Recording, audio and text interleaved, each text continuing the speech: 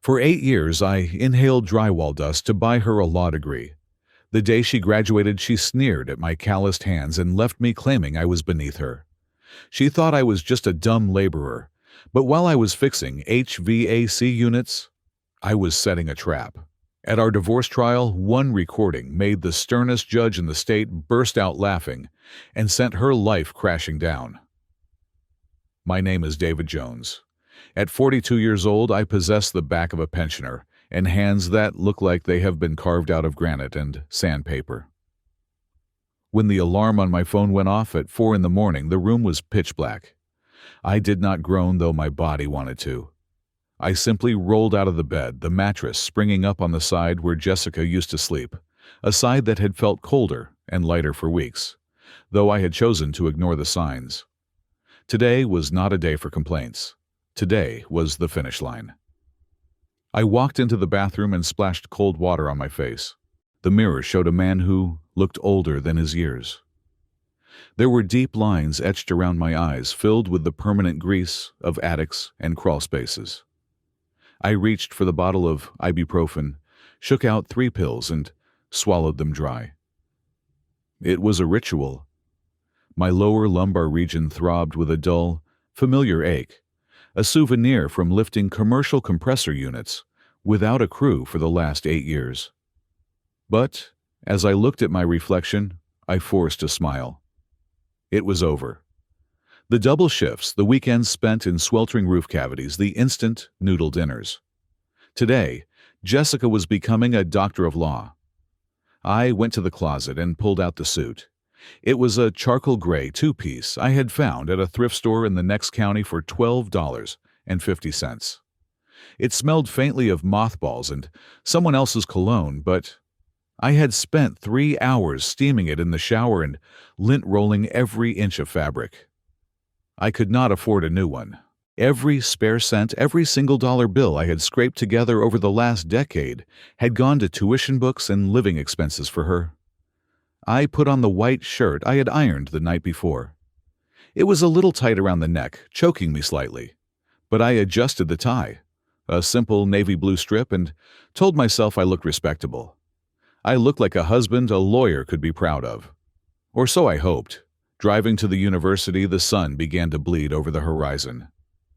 My truck, a beat-up Ford F-150 with a rusted wheel well and a bumper held on by hope and wire, rattled violently as I hit 60 miles per hour on the highway.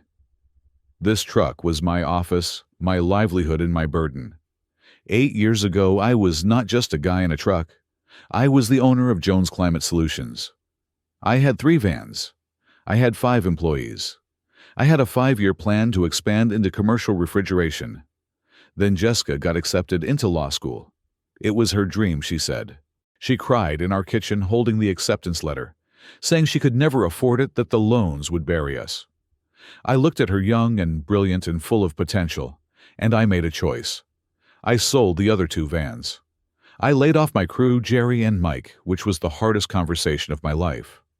I sold the shop lease and moved the business into my garage. I took on every job myself. I crawled into spaces filled with asbestos and rat droppings. I worked 80 hours a week, sometimes 90 during the summer heat waves, so she would not have to work a single day. I wanted her to focus on her grades. I wanted her to be the best. As I pulled into the parking lot of the university, the contrast hit me like a physical blow. The lot was filled with vehicles that cost more than my parents' house. Mercedes BMWs, Teslas, Range Rovers. The sunlight glinted off their polished hoods. I parked my truck in the far back between a Porsche Cayenne and a Lexus convertible. My truck looked like a dirty, heavy boot in a room full of glass slippers. I checked my hands again, scrubbing at a spot of stubborn grease under my thumbnail that I had missed. It would not come off. It was part of me now. I walked toward the stadium where the ceremony was held. The campus was beautiful, terrifyingly so. It smelled of old money and eucalyptus. I navigated through the crowd of parents. They wore tailored linen suits and designer dresses. They spoke in hushed, confident tones about summer homes in the Hamptons and internships in D.C. I kept my head down, clutching my ticket.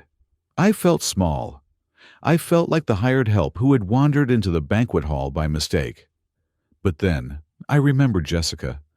She was my wife. We were a team. My sweat had paid for her seat at this table.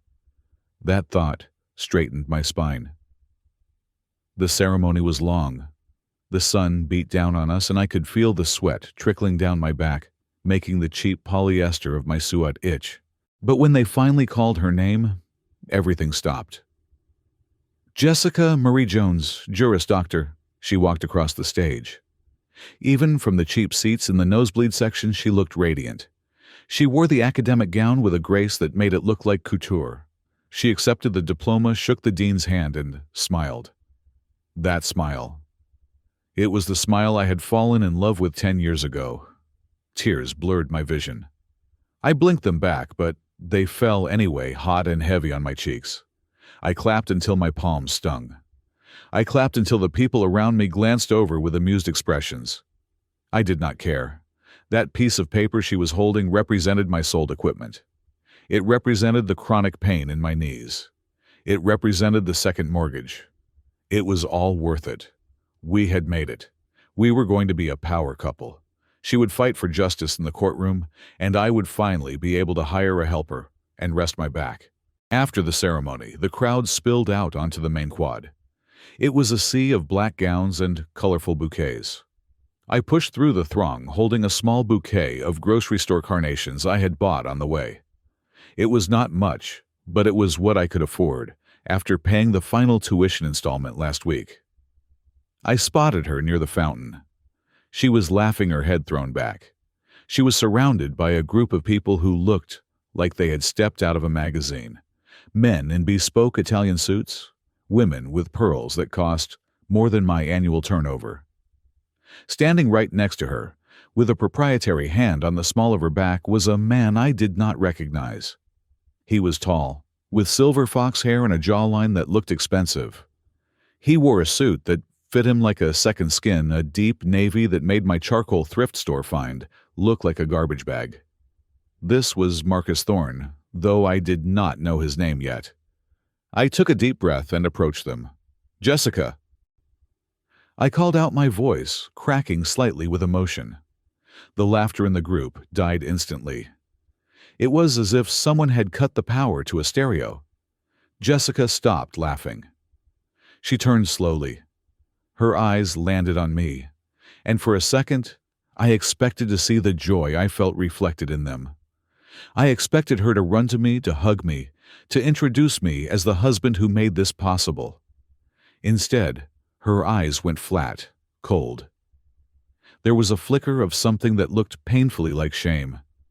The man next to her, the one with the expensive suit, looked me up and down with a smirk that was barely concealed.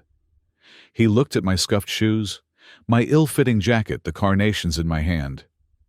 "A fan of yours, Jessica?" he asked, his voice smooth like aged whiskey. Jessica did not answer him.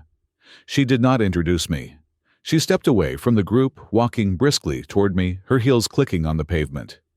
She did not stop until she was inches away, blocking me from the view of her friends. She grabbed my arm, her manicured nails digging into the fabric of my jacket, and pulled me toward the shadow of a large oak tree away from the celebration. "David," she hissed. "What are you doing here?" I was stunned. "What am I doing here?" "Honey, it is your graduation. I drove 2 hours. I brought you flowers." I held out the carnations. They suddenly looked pathetic, wilting in the heat. She did not take them. She crossed her arms over her gown. "Look at you," she said, her voice dropping to a whisper that cut deeper than a scream. "You are wearing a suit that smells like a dead man. You drove that monstrosity of a truck onto this campus. Do you have any idea who those people over there are?" She gestured vaguely behind her. "That is the future of the legal world. Partners at major firms, federal judges, and you show up looking like the janitor." I felt the blood drain from my face. My hands started to tremble. "Jessica, I am your husband. I paid for this. I paid for every credit hour. I worked myself into the ground for 8 years so you could stand there with those people." She let out a short, sharp laugh. It was devoid of any humor. "And that is exactly the problem, David. You are a laborer. You fix air conditioners. You come home smelling of sweat and Freon. I am a doctor of law now. I have accepted an offer at Capitol Towers." She said the name like it was the Holy Land. "I am going to be moving in circles you cannot even comprehend. You do not fit, David. You are an anchor, and I am trying to sail." I stood there, my mouth opening and closing, no sound coming out. The cruelty was so sudden, so absolute, that my brain could not process it. "But our vows," I stammered. "For better or worse. I built this for us. You said we were a team." She stepped closer, her face hard. "Let's be realistic. That was a business transaction, even if you were too romantic to see it. You invested in me. But investments have risks, David." She smirked, a cruel twisting of her lips. "And I am afraid your investment just went bankrupt. You are not getting a return." My heart hammered against my ribs like a trapped bird. "What are you saying?" "I am saying it is over," she said flatly. "I packed my things this morning while you were already gone. The apartment is empty. Well, empty of anything that matters. You can keep the junk. I have already signed the lease on a place in the city. A place that befits my new station." "You left?" The words felt like stones in my mouth. "I am filing for divorce," she continued, checking her watch, as if she had a more important appointment to get to. "My lawyer will be in touch.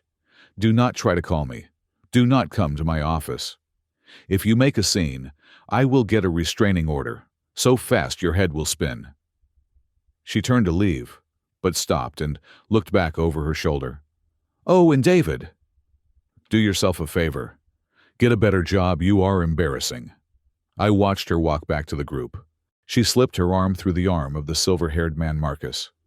He whispered something to her, and she threw her head back and laughed, a bright, tinkling sound that echoed across the lawn.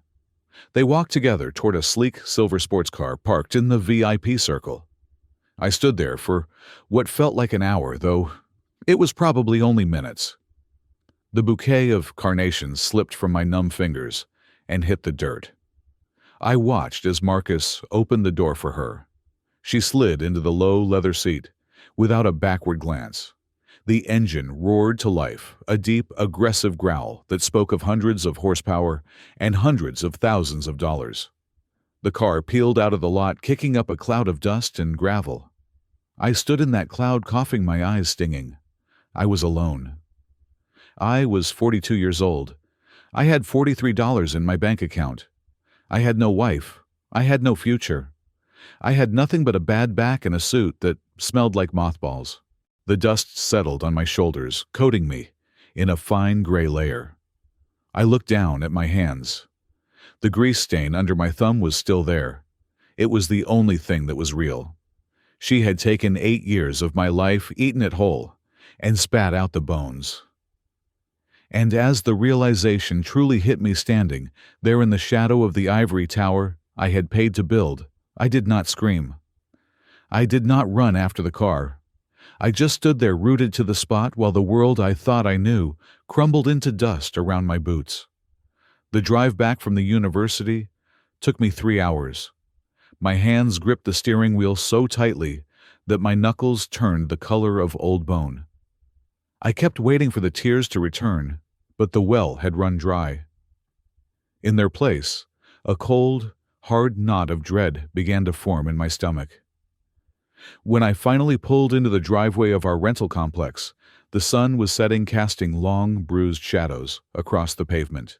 I walked up the stairs to apartment 4B, my legs feeling like lead pipes. I reached for my keys, my hand trembling just enough to make the metal scrape loudly against the lock plate.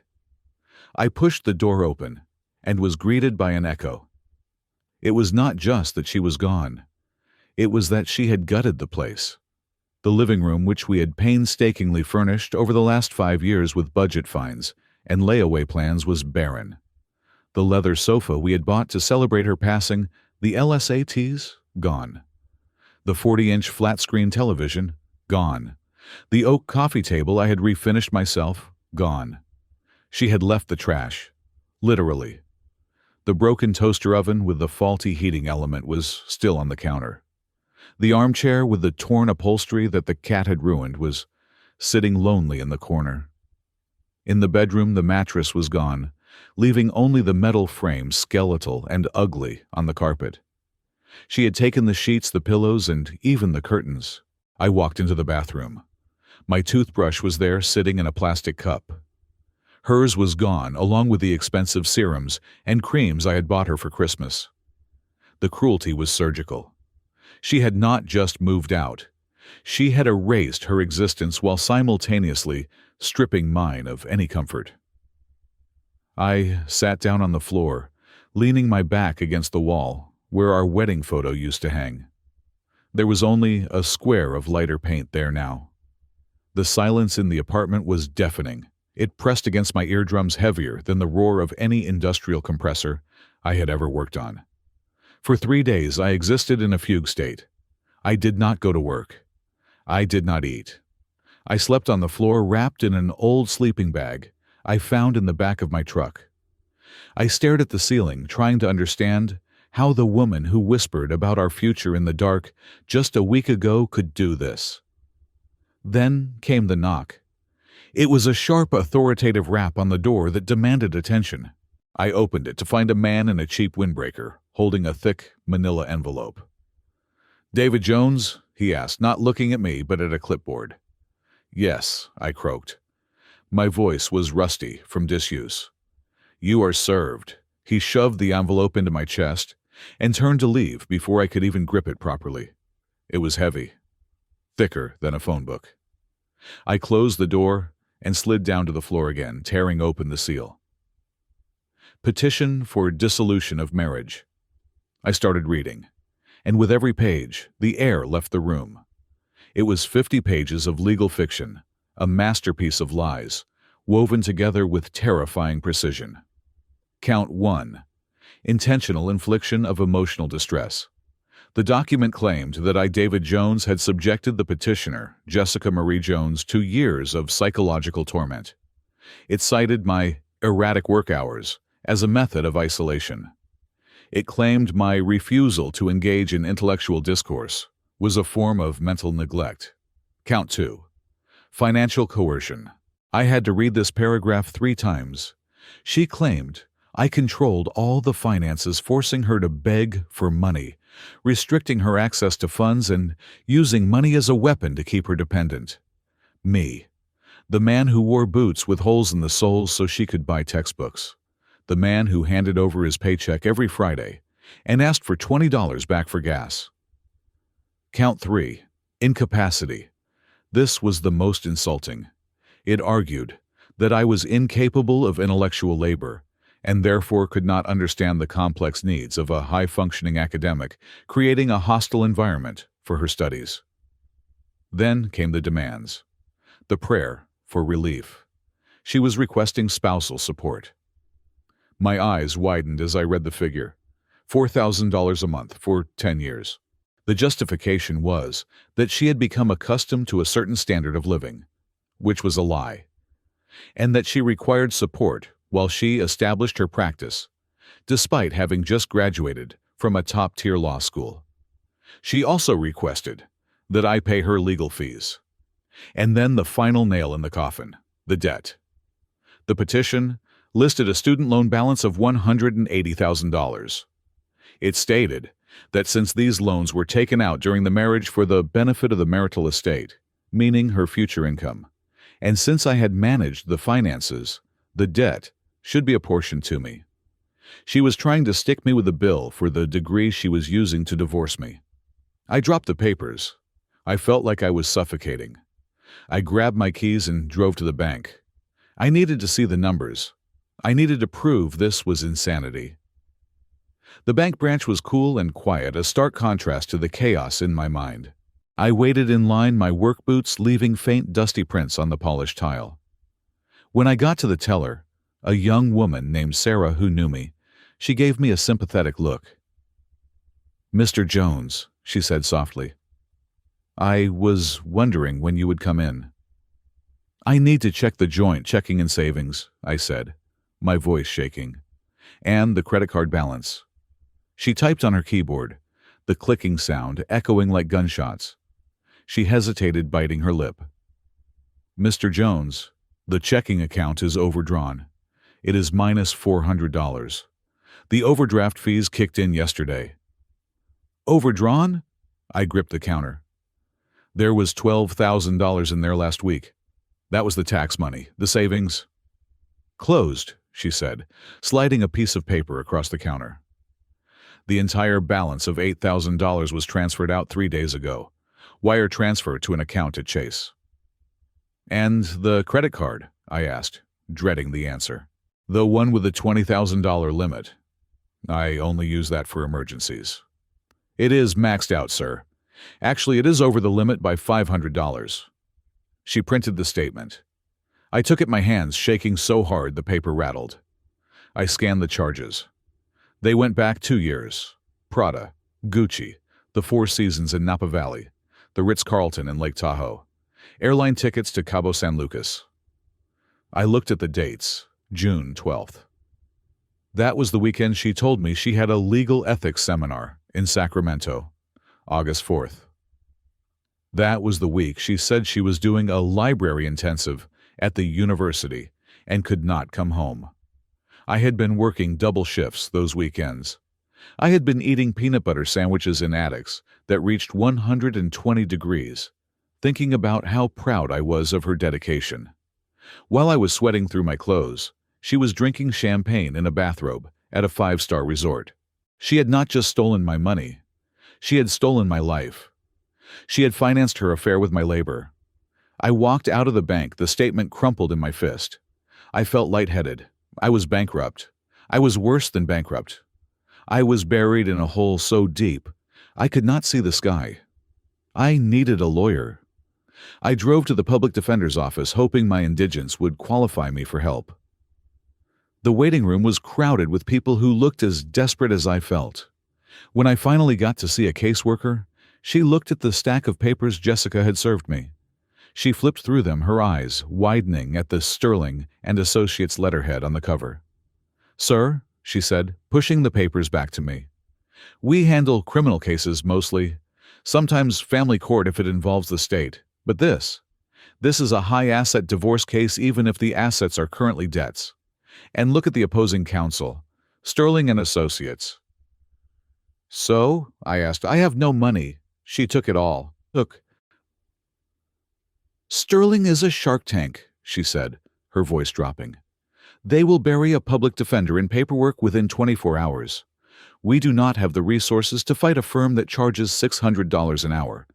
You need a private attorney, a shark of your own." "I have $0, I said, slamming my hand on the desk. "I have $. "I am sorry," she said, and she meant it. "But we cannot take this. It is too complex." I walked out into the blinding afternoon sun. I sat in my truck and stared at the steering wheel. I was 42. I had no home, no money, and a lawsuit hanging over my head that would enslave me for the next decade. Jessica had planned this perfectly. She knew I could not afford to fight her. I would have to default, and she would get everything by court order. My phone rang. I stared at it. I did not want to answer. It was probably a debt collector already. But the screen said, "Mr. Miller." I frowned. Mr. Miller was a client I had serviced last July. An old air conditioning unit in a small bungalow on the east side. The compressor had blown during a heat wave. He was an old man living on a fixed income, sweating in his living room with a fan that did nothing. The repair should have cost $800. I had charged him for the part only $50 and done the labor for free. He had tried to pay me, but I refused. He reminded me of my father. I picked up. "Hello, Mr. Miller." "David." The voice on the other end was gruff, like gravel crunching under tires. "Is that you?" You sound like you just went 12 rounds with a heavyweight. It has been a rough week, Mr. Miller, I said, rubbing my eyes. My AC is fine, isn't it? The AC is purring like a kitten, Miller said. I am calling because I saw the paper, the legal notices, small town David. People talk. I saw a filing listed under Jones versus Jones, and I heard some rumors from my old buddies at the precinct about a process server looking for you. I stayed silent. I did not know what to say. David, Miller's voice softened, losing some of its edge. I was a private investigator for 30 years before I retired. I spent my life looking at dirtbags and liars. I know when a good man is getting railroaded. I felt a lump form in my throat. She took everything, Mr. Miller. She wants $4,000 a month. She says I abused her. Let me guess, Miller interrupted. She has got a fancy lawyer. Maybe someone connected. Sterling and Associates. Sterling, Miller let out a low whistle. And let me guess she has been planning this for a while. Money missing. Odd trips. Yes, I whispered. Everything. Listen to me, son. Miller said, his voice hardening into something sharp and dangerous. I do not like owing favors. You fixed my AC when I was about to have a heat stroke. You did not ask for a dime. That tells me everything I need to know about your character. And this woman? She sounds like the kind of person I used to eat for breakfast. I cannot pay you, Mr. Miller. I can't pay anyone. I do not want your money, Miller snapped. I am bored, David. Retirement is boring, and I hate ingrates. I hate people who take a helping hand and bite it. You come over to my place. Bring those papers. Bring the bank statements. Bring everything you have. You will help me. We are going to do more than that, Miller said. We are going to find out what she is really hiding. Sterling and Associates play dirty, but I play dirtier. I know where the bodies are buried because I am usually the one who dug the holes. Get over here. He hung up. I stared at the phone. A tiny spark lit up in the darkness of my mind. It was not happiness. It was not even hope exactly. It was something colder. It was the survival instinct. Jessica thought I was a dumb laborer she could discard like a used wrapper. She thought she had stripped me of all my weapons. But she forgot one thing. I was a man who fixed broken systems for a living. I knew how to find the leak. I knew how to trace the pressure. I started the truck. The engine roared to life, sounding less like a rattle and more like a growl. I was not going to Miller's to cry. I was going to Miller's to sharpen my knife. I was not fighting to get her back. I was fighting to survive. And for the first time in 3 days, I stopped feeling like a victim and started feeling like a plaintiff. Miller's dining room table was a graveyard of information. It was covered in stacks of paper-grainy photographs and printed screenshots, all illuminated by the harsh yellow light of a single overhead bulb. The air smelled of stale coffee and the cheap tobacco from Miller's pipe, a scent that somehow felt grounding in the midst of the chaos my life had become. I sat opposite him, my hands wrapped around a mug that had gone cold an hour ago. We were not grieving a marriage anymore. We were dissecting a crime scene. Miller did not look at me with pity. He looked at me with the clinical detachment of a man who had spent 30 years peeling back the layers of human deceit. He slid a photograph across the mahogany surface. It was taken from a distance, likely with a telephoto lens, but the subjects were unmistakable. It was Jessica. She was standing on a balcony that looked like it belonged in a movie about billionaires. She was wearing a silk robe, holding a glass of wine and laughing. Next to her, leaning against the railing with the casual arrogance of a man who owned the skyline, was Marcus Thorne. She is not staying at a hotel, Miller said, his voice raspy. She is living at the Apex Tower, penthouse suite. It belongs to Thorne. And she did not just move in yesterday, David. The doorman says she has had a key fob for at least 6 months. 6 months. I felt a cold shiver run down my spine. 6 months ago, I was working double shifts to pay for her bar exam prep course. I was coming home to an empty apartment thinking she was pulling all-nighters at the library. "It gets worse," Miller said, reaching into a folder marked Social Media Forensics. I had my nephew run a scrub on her Instagram and Facebook. He used some archiving tools to find deleted posts and cross-referenced them with the metadata on Thorne's public profiles. He laid out a series of printed photos. The first one was dated 2 years ago. It showed Jessica at a dinner table in a dimly lit, expensive restaurant.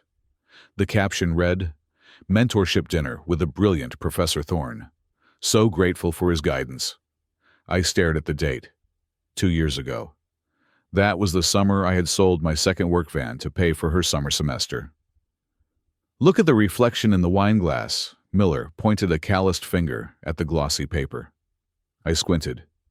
Distorted in the curve of the glass was the face of Marcus Thorne. But it was not a mentorship dinner. His hand was resting on hers on the table. Miller slid another photo next to it. And this one, dated 14 months ago.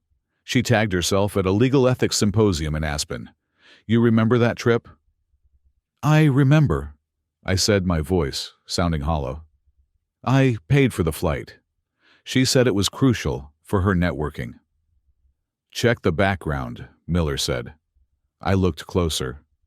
In the background of her selfie, blurred but visible, was a man wearing a very distinctive ski jacket with a red stripe. Miller produced another photo, this one, from Marcus Thorne's Facebook page, dated the same weekend. He was wearing the same jacket standing on a ski slope. "She was not at a symposium, David," Miller said, his eyes hard.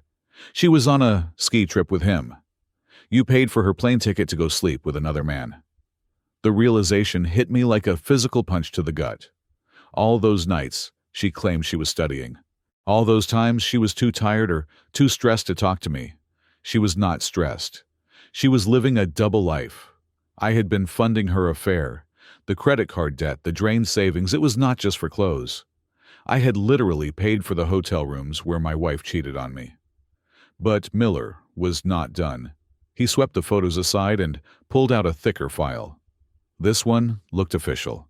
It had seals and stamps on it. "The infidelity is painful, kid, I know," Miller said, his tone shifting from investigative to grave. "But in the eyes of the law, it is just a moral failing. In a no-fault divorce state, it might not even matter that much regarding the money. But this matters." He opened the file.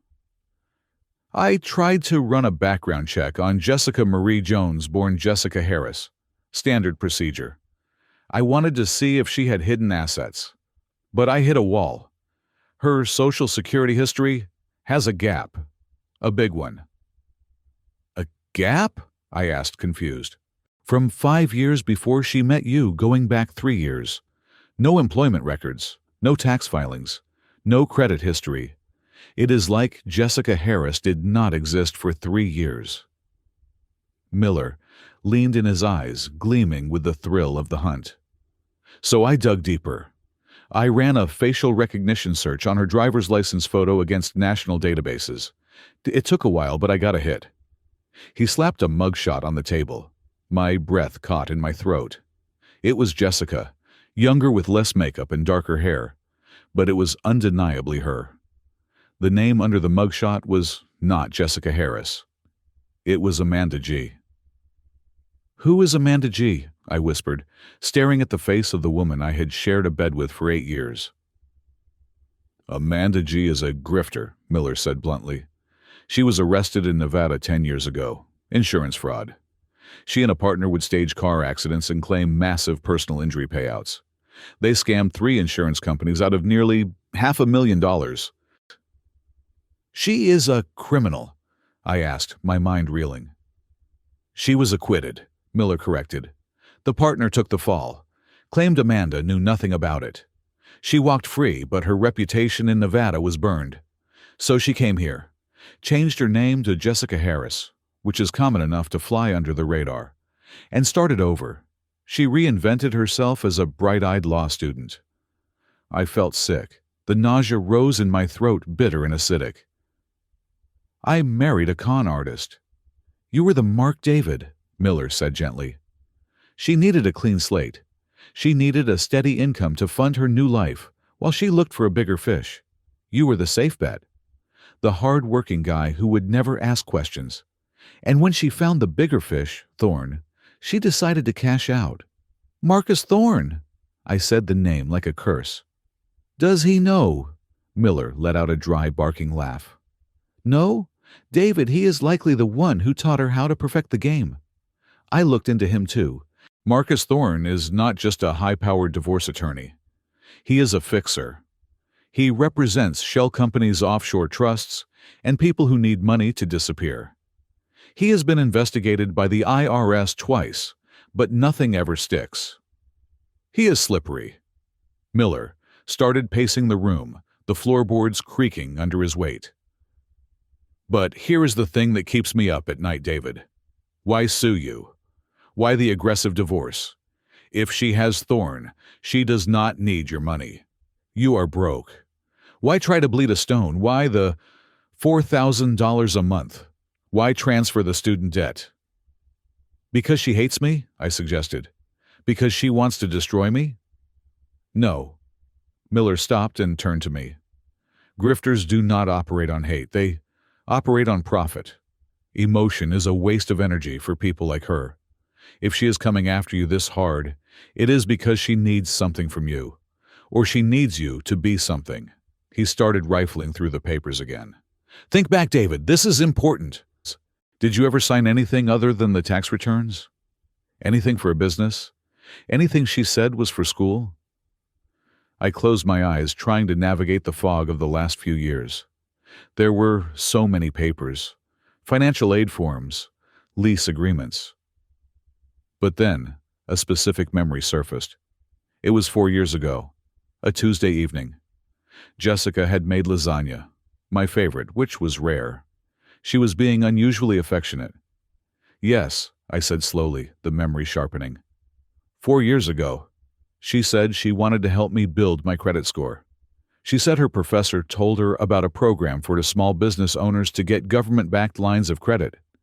She said, if we registered a business entity, we could get better tax breaks for my HVAC tools. Miller's eyes narrowed. Did you read the papers? I shook my head, shame, burning my cheeks. I trusted her. She was the law student. She said it was just standard boilerplate stuff. She put a stack of documents in front of me, flagged with those little yellow sticky notes where I needed to sign. I just signed. I signed my name maybe 20 times. Do you remember the name of the company? Miller asked, his voice tight. Something generic, I said, straining to remember. DJ Services. No, DJ Holdings. DJ Holdings, LLC. Miller rushed to his laptop, which was sitting on a side table. He typed furiously, his fingers hammering the keys. Minutes ticked by in agonizing silence. I watched his face illuminated by the blue glow of the screen. I saw his expression shift from concentration to alarm. Damn it, Miller hissed. What? I stood up, my legs shaking. What is it? Miller turned the laptop around so I could see. On the screen was a corporate registry page. Entity name, DJ Holdings, LLC. Registered agent, David Jones. Principal address, our old apartment address. Status, active.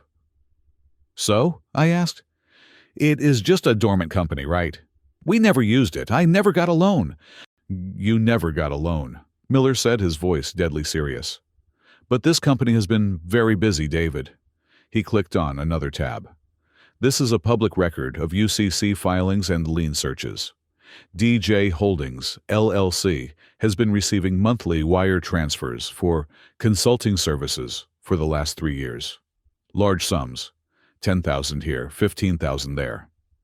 And then, almost immediately, the money is wired out to an account in the Cayman Islands. I stared at the screen, the numbers blurring. I do not understand. I never saw that money.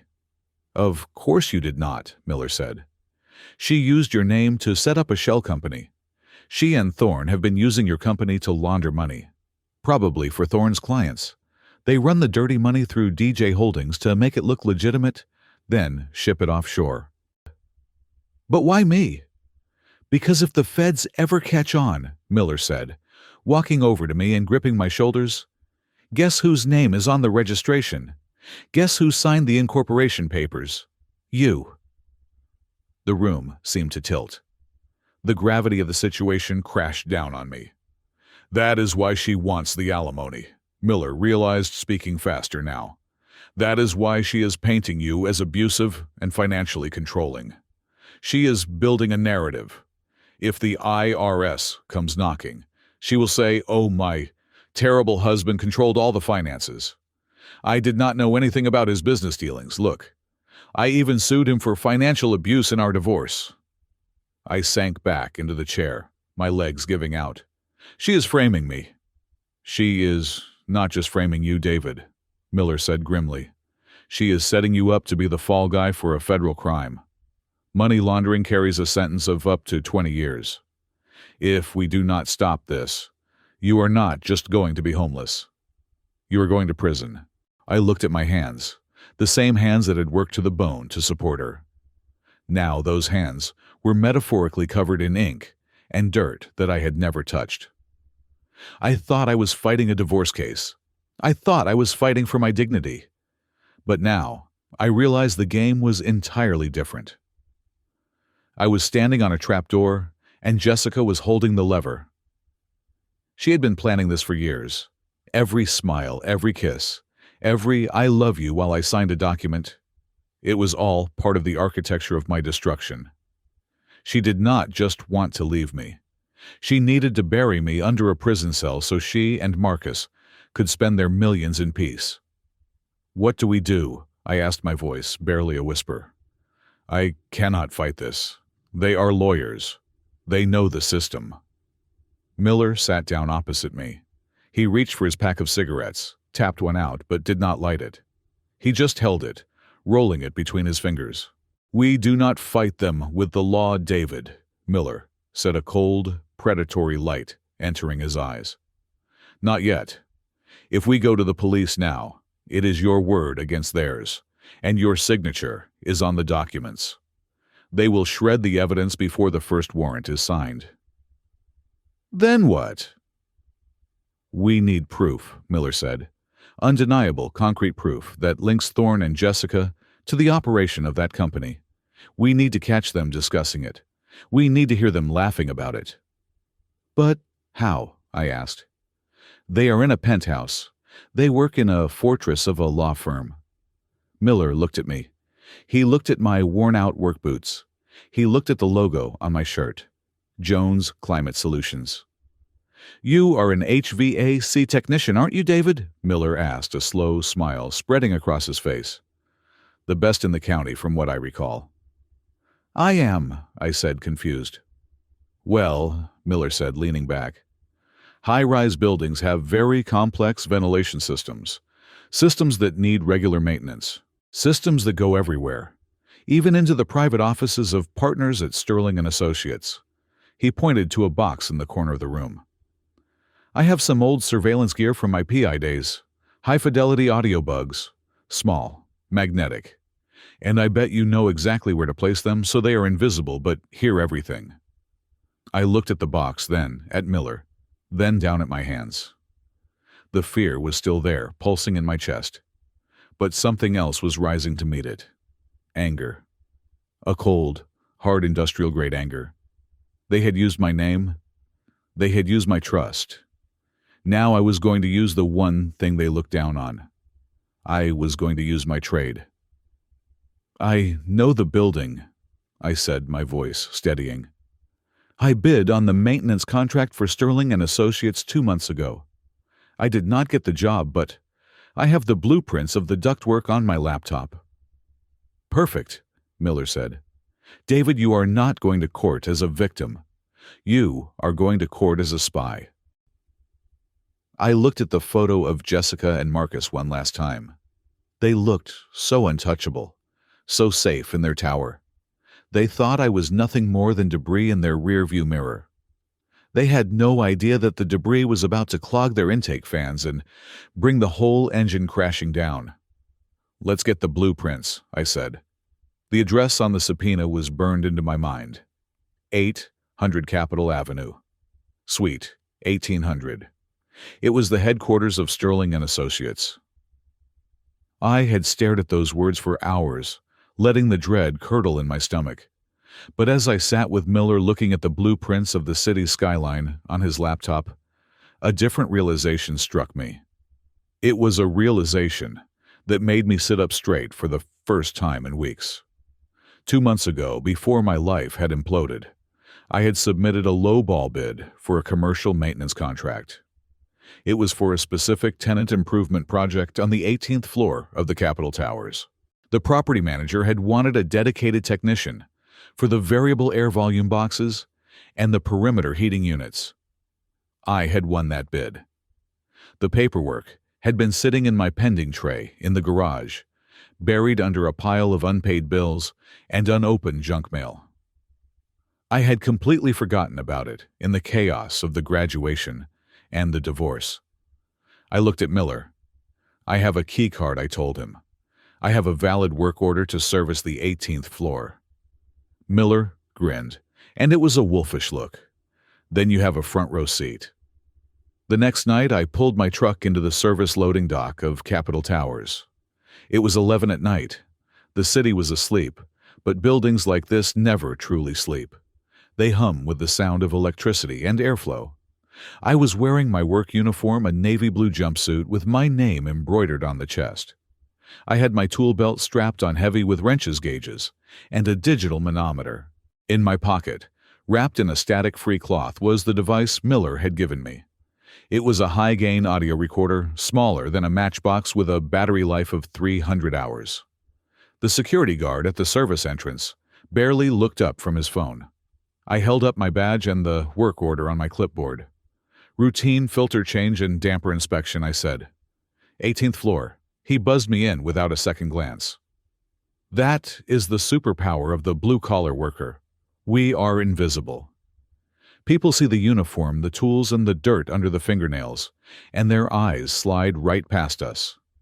To them, I was not a man with a broken heart and a vendetta. I was just part of the machinery, like the elevators or the sprinkler system. I took the freight elevator up. The metal box shuddered as it rose, smelling of industrial cleaner and grease. When the doors opened on the 18th floor, I stepped into a world of plush carpet and mahogany paneling. The offices of Sterling and Associates were silent. The lights were dimmed to a low ambient glow. I walked down the hallway, my boots making no sound on the thick carpet. I consulted the blueprints on my tablet. Marcus Thorne's office was the corner suite facing the bay. I found the door. It was locked, of course, but I did not need to go through the door.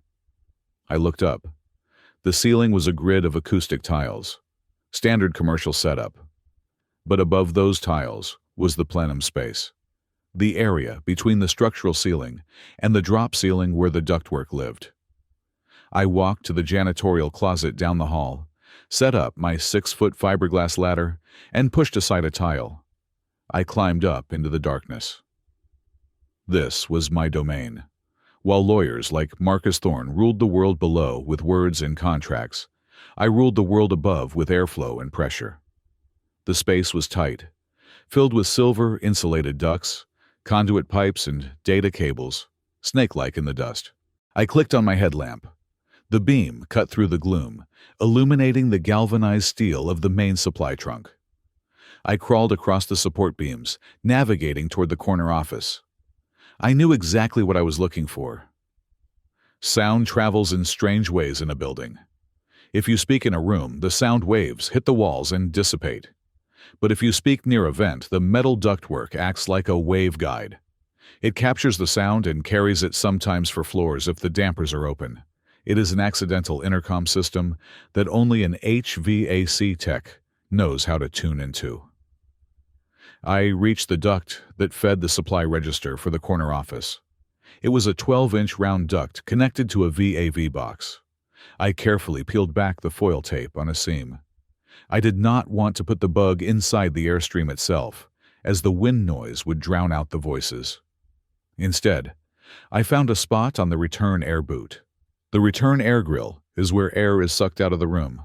It acts like a giant ear pulling sound waves right up into the ceiling. I attached the recorder to the inside of the sheet metal, using its magnetic back. The metal would act as a diaphragm, amplifying the vibrations of voices in the room below. I secured it with a piece of vibration-dampening tape to stop it from rattling. It was perfect, invisible, impossible to detect unless you took the duct apart. I set the device to voice activation mode, closed up the seam with fresh foil tape, and crawled back out. I was in and out in 45 minutes. I finished my filter check on 2 other units, just to create a paper trail, signed the logbook at the security desk, and drove home. Then began the waiting. For 2 weeks, I returned to the building every 3 days, claiming I needed to monitor the static pressure or adjust the damper actuators. I would retrieve the memory card from the device, replace it with a fresh one, and rush back to Miller's house to listen. 99% of what we recorded was useless. It was the hum of the cleaning crew's vacuum. It was Marcus Thorne yelling at associates about deadlines. It was the click-clack of typing. I sat there with headphones on for hours, my eyes gritty with fatigue, listening to the mundane soundtrack of a law firm. I learned that Marcus liked his coffee with oat milk, and that he cheated on his billable hours. But that was not enough to save me. I was starting to lose hope. The court date was looming. Jessica's lawyer had sent another motion demanding I sell my truck to pay for a forensic accounting of my non-existent assets. I was tired. Deep in my bones, I was tired. Then came the night of the 14th. I was sitting at Miller's kitchen table. He was asleep in the armchair. I had the headphones on, listening to a recording from 2 days prior. It was late afternoon on the tape. I could hear the background noise of traffic from the window. Then the door to the office opened. I heard the distinct click of heels.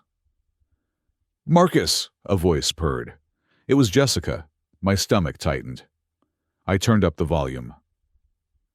"Close the door," Marcus's voice replied. He sounded relaxed, smug. "Did you send the subpoena to the bank?" "Sent it this morning," Jessica said. I could hear the sound of her settling onto a leather sofa. "God, this is exhausting. Acting the grieving victim is harder than I thought." My face hurts from frowning. "It will be worth it," Marcus said. There was the clink of glass. They were drinking. "Once we get the judgment, we strip him clean. The $4,000 a month is just the icing. The real prize is the debt transfer." "I know." Jessica laughed, a cruel, sharp sound that made me wince. "That idiot. He actually thinks he was paying for my tuition all those years. He looked so noble, sacrificing his little business." "He did not pay tuition?" Marcus asked, sounding amused. "Please," Jessica scoffed. "I had a full scholarship for the last 2 years. And the loans I took out? I used maybe 10% for books. The rest?" She paused, and I could hear the smile in her voice. "Let us just say the Bellagio in Las Vegas has a very nice suite with my name on it, and my baccarat habit is expensive." I froze. I stopped breathing. She had gambled it away. She had taken the money I sweated for the money I sold my father's tools for and thrown it onto a card table in Vegas. I felt a heat rise in my chest so intense, I thought I might burst into flames. "He is paying off your gambling markers," Marcus chuckled. "That is poetic." "It is justice," Jessica said. "He is a bore. He deserves to pay for the privilege of being associated with me."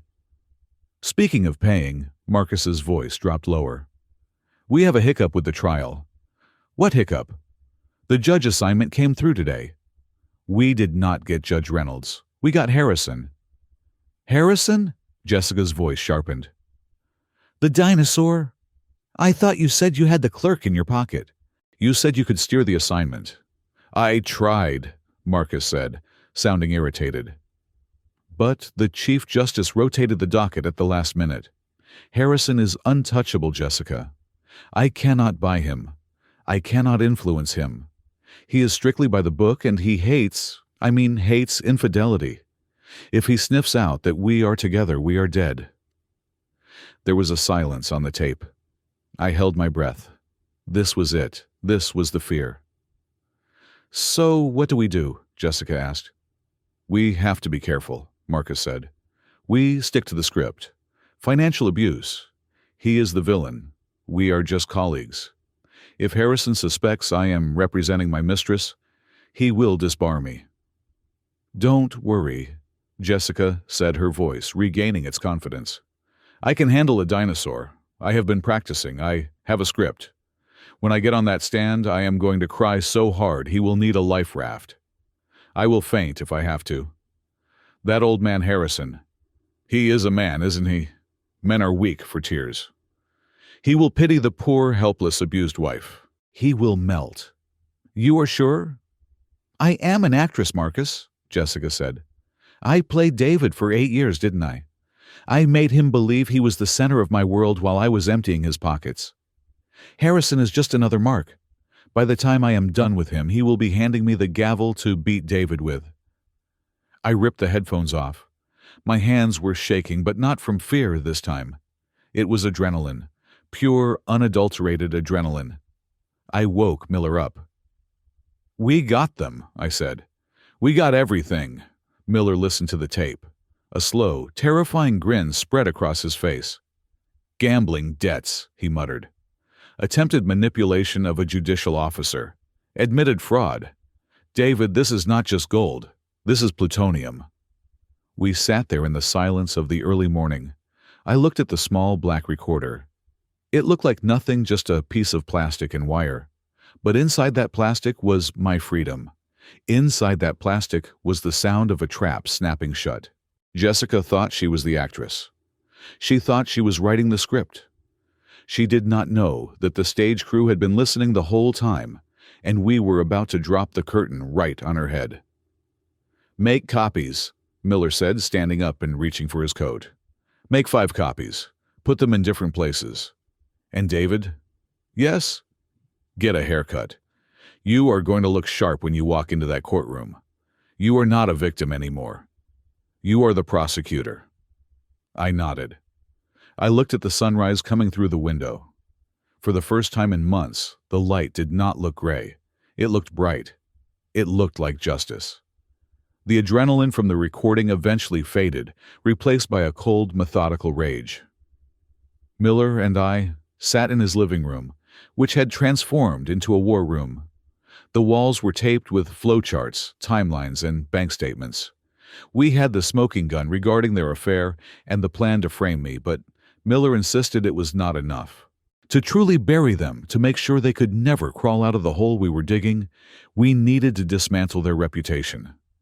We needed to prove that Jessica was not just an adulterer, but a fraud in every sense of the word. I turned my attention to the student loans. This was the shackle she had placed around my neck. $180,000 of debt. I pulled up the itemized tuition breakdown from the university's bursar office, which I had obtained by impersonating Jessica on the phone with her social security number, a number I knew by heart because I had filled out every single form for her for 8 years.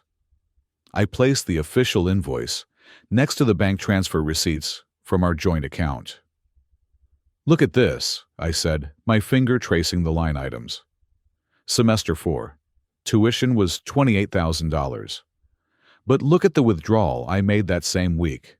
$40,000. Miller leaned in, squinting through the smoke of his pipe. Where did the extra $12,000 go? I followed the paper trail. It was a digital labyrinth designed to confuse, but I was a man who traced Freon leaks for a living. I could follow a line. The extra money had been transferred to a third-party account under the name Future Lawyers Scholarship Fund. It sounded noble. It sounded like something Jessica would do, donate to help others. But when I searched the state registry for charitable organizations, the truth was far uglier. Future Lawyers, Scholarship fund, I read aloud from the screen. Registered agent, Marcus Thorne. I clicked on the financial disclosure form which nonprofits are required to file publicly. The fund had raised nearly $200,000 over the last 3 years. The program expenses, money actually given to students, was listed as 0. Look at the administrative costs, Miller pointed out. Management fees, 95%, I read. Paid to Sterling Consulting Group. Sterling Miller spat. Thorne is paying himself to manage a charity that does nothing, and Jessica was funneling your money, my money, into it. I felt the blood pound in my temples. I had sold my grandfather's antique woodworking tools to cover that tuition spike. I had wept when I sold them, and that money had not gone to a school. It had gone into a pot that Marcus Thorne used to pay for his tailored suits and his penthouse maintenance fees. I had essentially paid him a salary to sleep with my wife. But the rabbit hole went deeper. If she was funneling money out, Miller mused, was she putting any work in? You said she was top of her class. You said she was brilliant. She was, I said. She was always studying, writing papers. Her thesis was on the ethics of corporate liability. She said it was going to be published in the Law Review. Miller sat back, a strange look on his face. David, people who run insurance scams and launder money usually do not have the patience for academic rigor. Writing a thesis takes months of grinding work. It does not fit the profile. He spent the next 2 days running her thesis through every plagiarism checker and academic database he could access. At first, nothing came up. It was clean. Maybe she actually wrote it, I said, almost disappointed. No, Miller said, his eyes glued to the screen. It is too clean. The style shifts. The first chapter is written in a different cadence than the conclusion. It reads like 2 different people. He started searching for phrases, not whole paragraphs. He dug into underground forums, freelance writing marketplaces where desperate students sold their intellectual property for pennies. And then he found it. On a forum called Ghostwriter Alley, buried in a thread from 2 years ago, was a request. Need 50-page paper on corporate liability. Must be distinction level, $500. NDA required. The username was Legally Blonde 24. Jessica's old AIM screen name from high school. Someone had replied. A user named Sarah Wrights. Miller tracked Sarah Wrights down. It took some doing, but Miller still had friends in the cybercrimes division who owed him favors. Her IP address led to a small, rundown apartment complex in the bad part of Oakland. We drove there the next morning. Sarah was a waif of a girl, maybe 23, with dark circles under her eyes and a nervous tremor in her hands. When I told her who I was, she tried to slam the door. Miller put his boot in the jamb, not aggressively, but firmly. We are not here to get you in trouble, Sarah, Miller said gently. We know about the thesis. We know Jessica paid you. Sarah looked at me, her eyes wide with fear. She said she would destroy me. She said she is a lawyer now and she would sue me for breach of contract and ruin my life if I told anyone. She is not a lawyer yet, I said, my voice thick with emotion. And she ruined my life first. Please, I just need the truth. We sat in her tiny kitchen. It smelled of boiled cabbage and mold. Sarah opened her laptop. She showed us the email chain. There it was, the entire transaction. Jessica had not written a single word of her thesis. Sarah, a brilliant but impoverished English major who had dropped out to care for her sick mother, had written every sentence. She paid me $500, Sarah whispered, ashamed. I needed it for my mom's insulin. But then she wanted more. Sarah clicked on a folder marked Threats. I read the emails from Jessica. They were vile. Subject, keep your mouth shut. Body, listen to me, you little gutter rat. If you ever breathe a word about this, I will make sure you never get a job at a Taco Bell, let alone a publishing house. I have friends in high places. I will bury you in legal fees until you starve. Do not test me." I looked at Sarah. She was shaking. This was the woman my wife had become, a bully, a tyrant who preyed on the weak to build her pedestal. "I will protect you," I told Sarah. "I promise. If you testify, she cannot touch you." "Can I have copies of these?" Miller asked. Sarah nodded. We left with a USB drive that contained the smoking gun of her academic fraud. Jessica's degree. The very thing she used to justify her superiority over me was a lie. It was bought with my money and stolen from a girl who could barely afford insulin. We had it all now: the recordings of the conspiracy, the financial records of the fake charity, the proof of the stolen thesis, the history of her past life as Amanda G. It was a mountain of evidence. I felt a surge of triumph. I was ready to go to the police. I was ready to end this, but the enemy had one more move. When I got back to Miller's house, a courier was waiting. He handed me a thick red envelope. It was from Sterling and Associates. I opened it. It was not a court filing, it was a letter. "Dear Mr.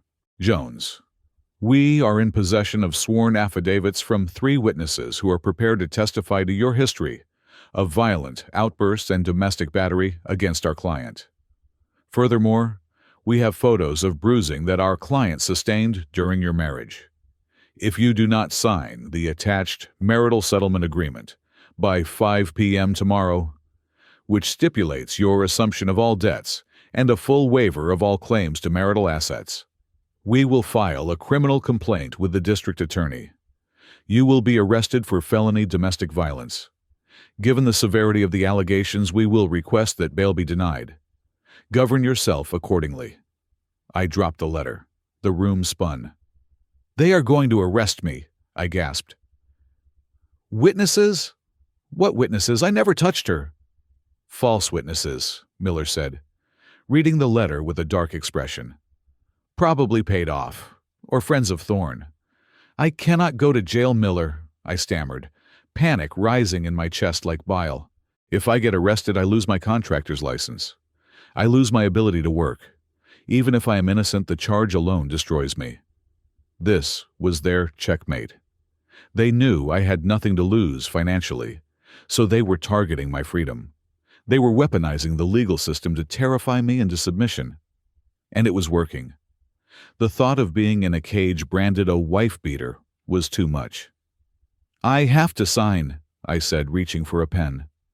My hand was shaking so hard I could barely hold it. "I have to give them what they want. I cannot fight the police." Miller grabbed my wrist. His grip was like iron. "David, look at me." I looked up. His eyes were fierce, burning with a fire I had not seen in years. "If you sign that paper, you are dead," Miller said, his voice low and intense. "You are admitting to things you did not do. You are taking on a debt that will enslave you for the rest of your life. You are letting them win. You are letting evil win." "But they will arrest me." "Oh, let them try," Miller growled. "This is a bluff, David. It is a terrified, desperate bluff. They know you are up to something. They are trying to scare you off the trail. If they had real evidence, they would have arrested you weeks ago. They are waiting because they are scared." He released my wrist. "You have a choice. You can sign that paper and live the rest of your life as a slave and a coward. Or you can stand up. You can take that mountain of evidence we found and you can ram it down their throats." I looked at the pen. I looked at the letter. I thought of Sarah, terrified in her kitchen. I thought of the future lawyer's fund. I thought of Jessica laughing on the tape about my gambling debts. Something inside me snapped. It was the last tether of fear. It broke, and in its place a cold, hard resolve settled in. I was done being the victim. I was done being the nice guy. "I am not signing," I said. I crumpled the letter and threw it in the trash. "Good," Miller said. "Call a lawyer." "No," I said. "No lawyers." Miller looked at me surprised. "What?" "I cannot afford one," I said. "And I do not want one. A lawyer will try to cut a deal. A lawyer will play by their rules. I do not want a deal. I want them destroyed." You want to go pro se, Miller asked, raising an eyebrow. Represent yourself against Sterling and Associates? That is suicide, David. Maybe, I said. Or maybe it is the only way to catch them off guard. They expect a public defender or some cheap strip mall attorney they can bully. They do not expect me. I picked up my phone. I found Jessica's number. My thumb hovered over the screen. I did not want to scream at her. I did not want to beg. I wanted her to know that the game had changed. I typed the message carefully. See you in court. I will bring everything you left behind. It was ambiguous. She would think I meant her old clothes or her junk. She would think I was being sentimental or petty. She would not know that everything she left behind included the digital footprint of her crimes, the voice she thought was private, and the ghosts of the people she had stepped on. I hit send. Miller watched me, a slow smile spreading across his face. You are a crazy son of a bitch, David. I am not David anymore, I said, grabbing my coat. David was a husband. Tomorrow, I am the karma they forgot to factor in. I walked out into the night air. It was cold, but I did not feel it. I felt ready. The stage was set, they had their script, and they thought they had their audience. But they had forgotten one thing. Reality does not follow a script. And tomorrow I was bringing a dose of reality that would shatter their world into 1,000,000 pieces. The silence in Miller's house over the next 2 weeks was not the silence of peace. It was the silence of a pressure cooker before the valve blows. Jessica and Marcus were likely clinking champagne glasses in their penthouse, laughing about the dumb HVAC guy who was probably crying into his pillow, or desperately selling his tools to pay a retainer for a strip mall lawyer. They thought I was scrambling. They thought I was panicked. They were wrong. I was not scrambling, I was studying. I had spent my entire adult life diagnosing complex mechanical systems. I knew how to look at a mess of wires and pipes, trace the flow, identify the blockage, and fix it. I realized sitting there under the harsh light of Miller's dining room lamp that the law was not so different. It was a system. It had valves, which were the motions. It had flow, which was the procedure, and it had blockages, which were the objections. I did not need to know the whole machine. I just needed to know enough to keep it running until I could pour the bleach into the intake. Miller became my drill sergeant. He was relentless. Objection, hearsay. He would shout at me while I was trying to eat a sandwich. Grounds, I would reply, swallowing a bite of dry turkey. The statement was made out of court and is being offered to prove the truth of the matter asserted. Miller would recite, then slam his hand on the table. Again, faster. If you stutter, Thorne will eat you alive. We did this for 14 days straight. I learned the difference between relevance and foundation. I learned how to authenticate a piece of evidence. I learned that you never, ever ask a question you do not know the answer to. I organized my evidence not like a lawyer, but like a contractor. I had binders. 3-ring binders color-coded and tabbed with the precision of a man who measured tolerances in microns. The blue binder was the financials. It contained the bank statements, the tuition receipts, and the fraudulent charity records. The red binder was the criminal history. It had Amanda G's mugshot, the insurance fraud records from Nevada, and the background on Marcus Thorne's shady dealings. The black binder was the kill switch. These was the transcripts of the recordings. The audio files themselves were on a laptop I had wiped clean of everything else. While I prepared, Marcus Thorne was not idle. He was trying to rattle me. On the 4th night, I went back to my old apartment complex to check the mail. Miller had advised me to keep up appearances that I was still living there. My truck was parked on the street. The windshield was smashed in. A brick was sitting on the driver's seat. Wrapped around the brick was a note made of letters cut out from magazines like something from a bad movie. Leave town or lose more than money. I stared at the shattered glass. A month ago, this would have broken me. I would have sat on the curb and wept at the unfairness of it all. Now, I just swept the glass off the seat, drove the truck, wind in my face, straight to Miller's garage and parked it. I did not call the police. I did not call Jessica. I simply added the note to the red binder. It was just another piece of data, another brick in the wall I was going to drop on them. I stayed at Miller's house every night. I slept on his couch. I became a ghost. Marcus sent process servers to my old address at all hours to bang on the door, trying to intimidate me. They found nothing but dust. I was invisible, and invisibility was my greatest weapon. 2 days before the trial, I looked in the mirror. I looked like a wreck. My hair was long and shaggy. My beard was patchy. I looked like the broken man they wanted the judge to see. "Get in the car," Miller said. He took me to an old barber shop on the south side, a place with checkerboard floors and the smell of bay rum. "Cut it off," I told the barber. "All of it, high and tight." I watched the hair fall to the floor. It was like shedding a skin. The gray hairs, the stress, the fatigue. It all fell away. When the barber lathered my face with hot foam and scraped the razor across my skin, I felt clean for the first time in years. I looked at the man in the mirror. He had a strong jaw. He had cold, clear eyes. He did not look like a victim. He looked like a Marine who had just come home from a war he did not start, but intended to finish. I went to the dry cleaners and picked up my suit. It was the same charcoal suit I had worn to her graduation, the one she had mocked. But I had it tailored.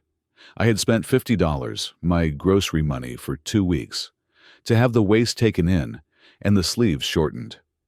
I ironed the white shirt until the creases could cut skin. I polished my shoes until I could see the reflection of my determination in the leather. The night before the trial, my phone rang. It was 11 o'clock. The screen said, "Jessica." Miller looked at me and nodded. "Answer it, but do not lose your cool. Give her nothing." I picked up the phone. "Hello, Jessica." My voice was steady, calm, devoid of any vibrato. "David," she purred. She sounded slightly drunk. There was music in the background, jazz, probably from the penthouse sound system. "I just wanted to call and give you one last chance to be sensible." "Sensible?" I asked. "Marcus is feeling generous," she said, her voice dripping with false sweetness. "If you agree to sign the settlement in the morning, before court starts, we will drop the demand for legal fees. You will still take the debt, of course, but at least you won't owe Marcus $50,000 for his time. It is a mercy, David. Take it." "I do not want your mercy, Jessica," she sighed, a dramatic, exaggerated sound. "Don't be stupid, David. You are walking into a slaughter. Marcus has 3 associates prepping for this. We have boxes of evidence. We have witnesses." "What do you have? A broken truck and a sad story? Judge Harrison is not going to care. You are going to embarrass yourself. You are going to look pathetic." I looked at the black binder sitting on the table. I looked at the 5 USB drives I had prepared earlier that evening. One was addressed to the FBI field office, one to the State Bar Association, one to the Internal Revenue Service, one to the San Francisco Chronicle, and one to the district attorney. They were stamped and ready to be mailed. If I lost tomorrow, if they somehow maneuvered the law to crush me, Miller would drop those envelopes in the mailbox the moment I was handcuffed. It was my scorched earth policy. If I went down, I was taking the whole tower with me. "Are you still there, David?" she asked, her voice sharpening. "Did you hear me? I said, do not make me laugh at you in court." "I heard you," I said softly. "But you are mistaken about something." "Oh? And what is that?" "You think you are fighting David the husband," I said. "You think you are fighting the man who loved you. That man is gone. Tomorrow you are not meeting an ex-husband. You are meeting a consequence." "What does that mean?" she snapped. "It means," I said, leaning into the phone, "that tomorrow you will understand the justice of the laborer. We build things, Jessica, but we also know exactly how to take them apart." I hung up before she could reply. I turned the phone off. I did not sleep that night. I sat by the window, watching the city lights breathing in and out, slowing my heart rate. I was entering the eye of the storm. The morning of the trial was gray and drizzly. Typical weather for Judgment Day. I drove Miller's car to the courthouse because I did not want them to see my truck. I parked 3 blocks away and walked. The rain felt good on my face. I walked through the metal detectors. I passed the security guards. I walked down the marble hallway that echoed with the footsteps of criminals and lawyers. I found courtroom 302. I pushed the heavy oak doors open. The room was imposing. High ceilings, wood, paneling the smell of old polish and fear. On the left side, the petitioner's table was already occupied. It looked like a board meeting. Marcus Thorne was there wearing a suit that probably cost more than my entire HVAC business. Flanking him were 2 junior associates, young sharks in sharp suits stacking boxes of files. Jessica was sitting next to Marcus. She was in character. She was wearing a modest beige cardigan, a simple skirt, and flat shoes. She wore no jewelry. Her hair was pulled back in a severe bun. She looked small, fragile, and utterly defeated. It was a masterclass in manipulation. When she saw me, she flinched, physically recoiled as if I were a monster. Marcus put a protective arm around her chair and glared at me. I walked to the respondent's table on the right. It was empty, just a bare wooden surface. I set down my 3 binders, blue, red, black. I placed a single notepad and a pen in the center. I sat down. I did not look at them. I stared straight ahead at the empty judge's bench. "Mr. Jones," Marcus called out across the aisle. His voice was loud, intended for the gallery to hear. "Where is your counsel? Is he late? Or did he realize this was a lost cause?" The junior associates snickered. I turned my head slowly. I looked Marcus in the eye. "I am representing myself, Mr. Thorne." Marcus laughed. It was a genuine surprised laugh. "Pro se. You are going pro se? Oh, David, this is going to be shorter than I thought. Do you even know the rules of civil procedure?" "I know enough," I said. Jessica leaned over and whispered something to Marcus. She was smiling behind her hand. They thought it was a joke. They thought I was a clown who had wandered into a gladiatorial arena. "All rise!" the bailiff bellowed. "The Honorable Judge Harrison presiding." The door behind the bench opened. Judge Harrison walked in. He was a mountain of a man even in his 70s. He had a face that looked like it had been chiseled out of flint. His robes billowed around him like a storm cloud. He did not look at anyone. He walked up the steps, sat down, and arranged his papers. He had a reputation for being the strictest judge in the county. He tolerated no nonsense, no theatrics, and absolutely no disrespect for the law. He looked down over his spectacles. His eyes scanned the room. They landed on the team of lawyers at the petitioner's table. Then they slid over to me, sitting alone with my 3 binders. "Case number 4920, the clerk announced. Jones versus Jones. Petition for dissolution, spousal support, and asset division." "Appearances," Judge Harrison rumbled. His voice sounded like gravel grinding together. "Marcus Thorne of Sterling and associates for the petitioner, Jessica Jones." Marcus stood up smooth and confident. "With me are associates Stevens and Wu." "And for the respondent?" The judge looked at me. I stood up. My legs felt solid. "David Jones, Your Honor, representing myself." Judge Harrison peered at me. "Mr. Jones, you have the right to counsel. This is a complex matter involving significant financial claims. Are you sure you wish to proceed without an attorney? The court cannot give you legal advice." "I am sure, Your Honor," I said clearly. "I cannot afford an attorney because my assets have been misappropriated. But the truth does not require a law degree to tell." Marcus scoffed audibly. "Silence!" Judge Harrison snapped his eyes, darting to Marcus. "Mr. Thorne, control yourself." Marcus straightened his tie. "Apologies, Your Honor. We are just eager to resolve this painful chapter for my client." "Very well," Judge Harrison said. "Opening statements, Mr. Thorne, you may proceed." Marcus walked to the center of the room. He did not use notes. He was a performer. He looked at the judge with a somber expression.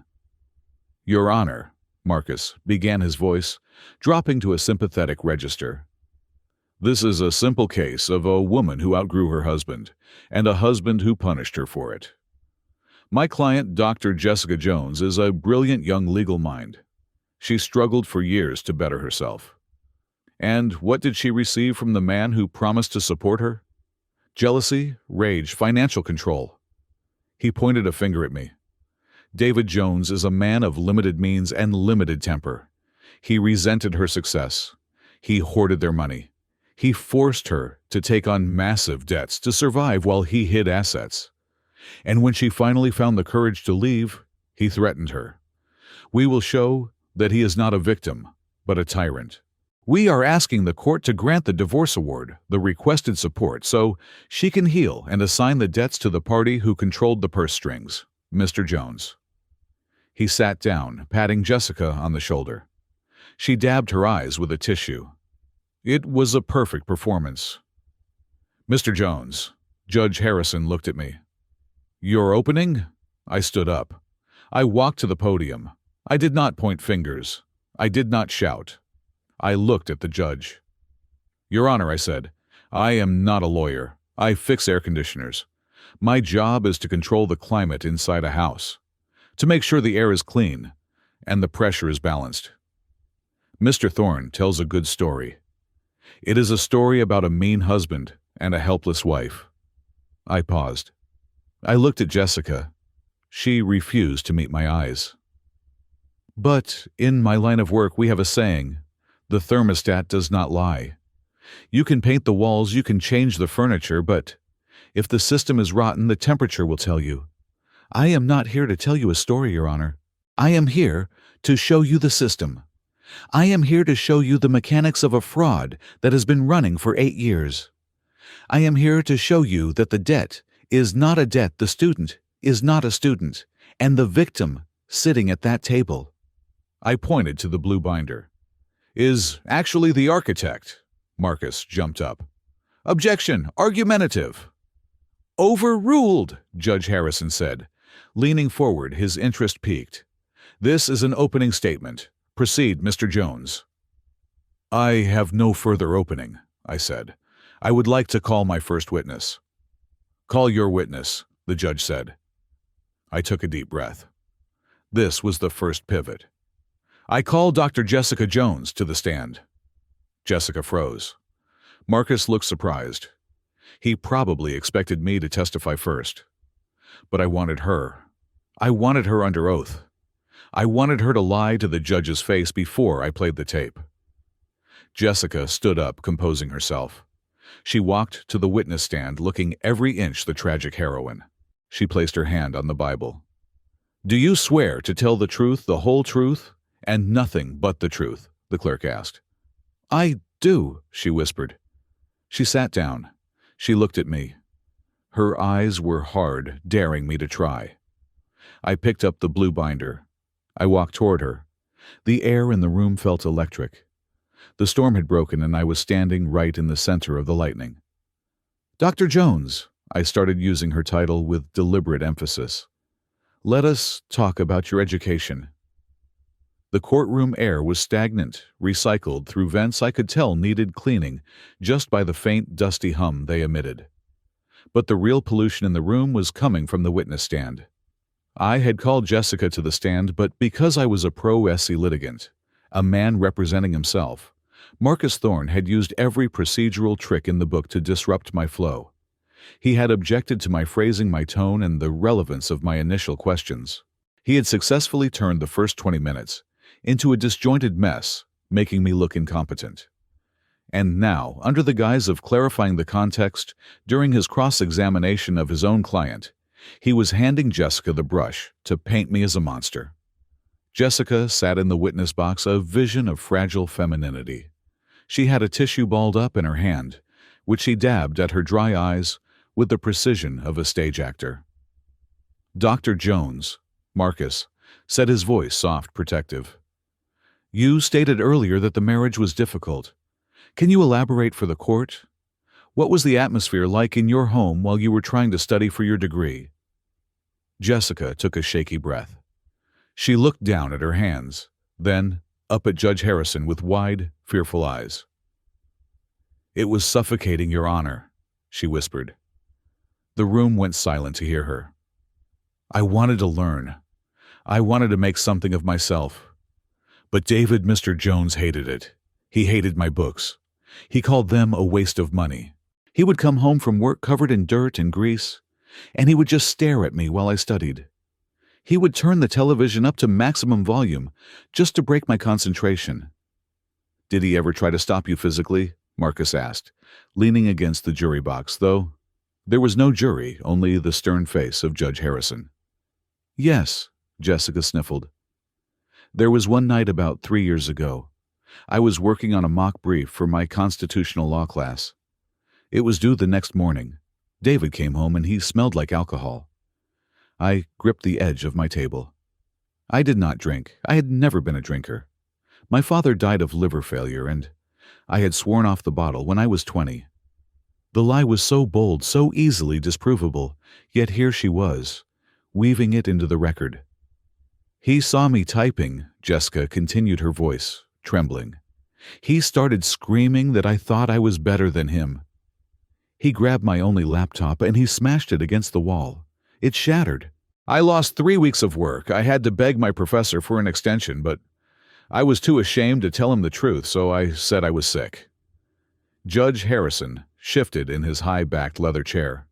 He looked at me. His expression was not one of neutrality anymore. It was a scowl, a deep, furrowed brow of distaste. He saw a large man with calloused hands and a shaved head, and he saw a petite, weeping woman. The optic was working exactly as Marcus had planned. "I am so sorry you had to go through that," Marcus said, his voice dripping with synthetic empathy. "Let us talk about finances. Mr. Jones claims he supported you. Is that true?" Jessica let out a bitter, incredulous laugh quickly stifled. "Support me? Your Honor, David controlled every penny. He gave me an allowance, $20 a week for food and gas. If I asked for more to buy feminine products or textbooks, he would make me beg. He would make me write an itemized list of why I deserved it." She looked at me then, and for a split second the mask slipped. I saw the glint of malice in her eyes. Then she looked back at the judge. "Meanwhile," she said, "he was hiding money." Marcus walked to his table and picked up a stack of documents. "Your Honor, I would like to introduce Petitioner's Exhibit A. These are bank statements from a secondary account held solely in Mr. Jones's name, an account my client had no access to." He handed the papers to the bailiff, who handed them to the judge. Marcus walked a copy over to my table and dropped it in front of me with a smirk. I looked at the statement. It was my business operating account. The hidden money was the operating capital for Jones Climate Solutions. There were withdrawals for Copper Supply Company, Freon Wholesalers, and Tech Insurance.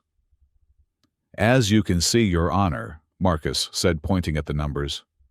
"While Dr. Jones was eating ramen noodles and walking to campus to save gas, Mr. Jones was moving thousands of dollars.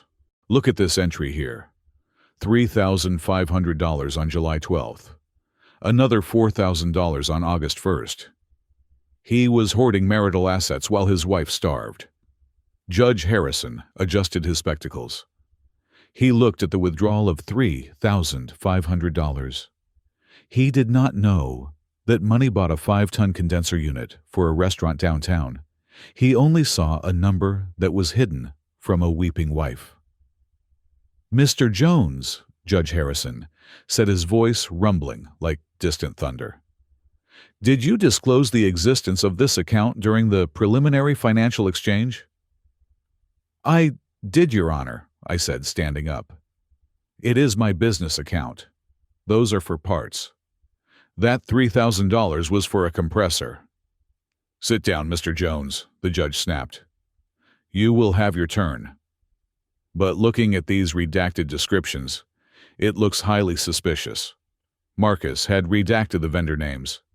He had blacked out Copper Supply Company and just left the amounts. It was a dirty, cheap trick, and it was working perfectly. Dr. Jones, Marcus continued, sensing he had the momentum. Let us address the debt. You have nearly $200,000 in student loans. Why is that amount so high if you had a scholarship? Jessica wiped her nose. Because I had to borrow to live, Marcus. David refused to pay the rent on our apartment half the time. He said if I wanted a roof over my head while I played pretend lawyer, I had to pay for it. I had to take out living expense loans. I used that money to buy groceries for us, to pay the electric bill, to buy him clothes. She looked at the judge, her eyes pleading. I am asking the court to assign that debt to him. It is only fair. I ruined my credit score to keep us afloat while he hoarded his cash in that secret account. Now that I am free, I just want to start my life without the burden he placed on me. Thank you, Dr. Jones, Marcus said. He turned to the judge. Your Honor, the picture is clear. We have a classic case of financial and emotional abuse. Mr. Jones is a man who could not handle a strong, educated woman. He tried to break her spirit. He tried to bankrupt her. And now he has the audacity to come here pro se and waste the court's time. We ask that you grant the judgment in full. Marcus sat down. He leaned back in his chair, crossing his legs. He shot a look at the gallery where his junior associates were nodding in approval. Then he looked at me. It was a look of total victory. He mouthed the word, done. The courtroom was silent. The only sound was the scratching of the court reporter's machine. Judge Harrison was writing notes furiously. He looked angry. He looked like a man who was ready to throw the book at the abuser, sitting at the respondent's table. My heart was hammering against my ribs, but my hands were steady. I looked at the blue binder in front of me. I looked at the black binder. I felt the cool plastic of the USB drive in my pocket. Mr. Jones, Judge Harrison said, not even looking up from his notes. Do you have any redirect questions for the witness, or are we done here? His tone suggested we should be done. He wanted to go to lunch. He wanted to sign the order and get the bad man out of his sight. I stood up slowly. I buttoned my jacket. I picked up the notepad, where I had written nothing but a single sentence. Yes, Your Honor, I said. I have a few questions. I walked to the podium. I did not bring the binders with me yet. I wanted them to feel safe for one more minute. I wanted them to overreach. I looked at Jessica. She was still sniffing, but her eyes were dry now. She looked at me with a mixture of pity and disgust. Dr. Jones, I began, keeping my voice low and even. You have painted a very vivid picture for the court. A picture of a man who was a dead weight. A man who was an obstacle to your brilliance. It is the truth, Jessica said, her voice strengthening. So, I continued, taking a step closer to the witness stand. You are stating under oath that you achieved your academic success entirely on your own? That your scholarships, your grades, your thesis were all the result of your hard work, and yours alone? Absolutely, she said, lifting her chin. I worked 18 hours a day. I studied while you slept. And the finances, I pressed. You claim I contributed nothing, that the $200,000 in debt was solely for your survival because I failed to provide? You provided nothing but misery, she spat out. I paid for everything with those loans. My degree, my life, my future. I built it all myself despite you. So I was just a burden? I asked. A simple laborer who got in the way of a brilliant legal mind? Yes, Jessica said, and a small, cruel smile played on her lips. She thought she was twisting the knife. She thought she was humiliating me. You were a burden, David. You were an anchor, and I am finally cutting the rope. You are certain? I asked one last time. You want the court to believe that everything you have, your degree, your reputation, your status, is 100% your own creation? I am under oath, David, she said, rolling her eyes. Yes, I did it all, me. I nodded. I looked at Judge Harrison. He was watching us, waiting for me to lose my temper. He expected me to shout. He expected me to deny it. Instead, I smiled. It was not a happy smile. It was the smile of a technician who had finally located the gas leak and was holding the match. "Thank you, Dr. Jones," I said. "You have been very clear." I turned to the judge. The calm that washed over me was absolute. The room felt smaller, sharper. "Your Honor," I said, my voice ringing clear and authoritative, filling the space that Marcus thought he owned. "The witness claims she is the sole architect of her success. She claims she is a victim of financial control. She claims she wrote her own thesis and earned her own way." I walked back to my table. I picked up the blue binder. I picked up the black binder. The weight of them felt good in my hands. "I would like to submit into evidence Respondent's Exhibit A through Z," I said, dropping the heavy binders onto the table with a loud thud that made the junior associates jump. Marcus sat up straight, his brow furrowing. "I did not control her finances, Your Honor," I said, opening the blue binder. "But I did track them, and I did not stop her from writing her thesis." I looked at Jessica, whose smile was starting to falter. "But I think the court should know who actually wrote it." I pulled out a document from the binder. It was the email chain with Sarah. "And," I added, pulling out the USB drive from my pocket and holding it up so the light caught the silver casing. "I think the court should hear what the grieving victim sounds like when she thinks no one is listening. Mr. Thorne," I said, turning to him, "you might want to check your own bank records while we are at it. I believe the Future Lawyer Scholarship Fund is about to be audited." Marcus's face went the color of ash. Jessica stopped breathing. Judge Harrison looked at the binders, then at the USB drive, and finally at me. He leaned forward, and for the first time, his eyes were wide with interest. "Present your evidence, Mr. Jones," the judge commanded. The silence that followed my request to present evidence was not the silence of an empty room. It was the silence of a held breath. Judge Harrison stared at me, his gaze piercing through the tops of his spectacles. He nodded once, a curt, sharp motion.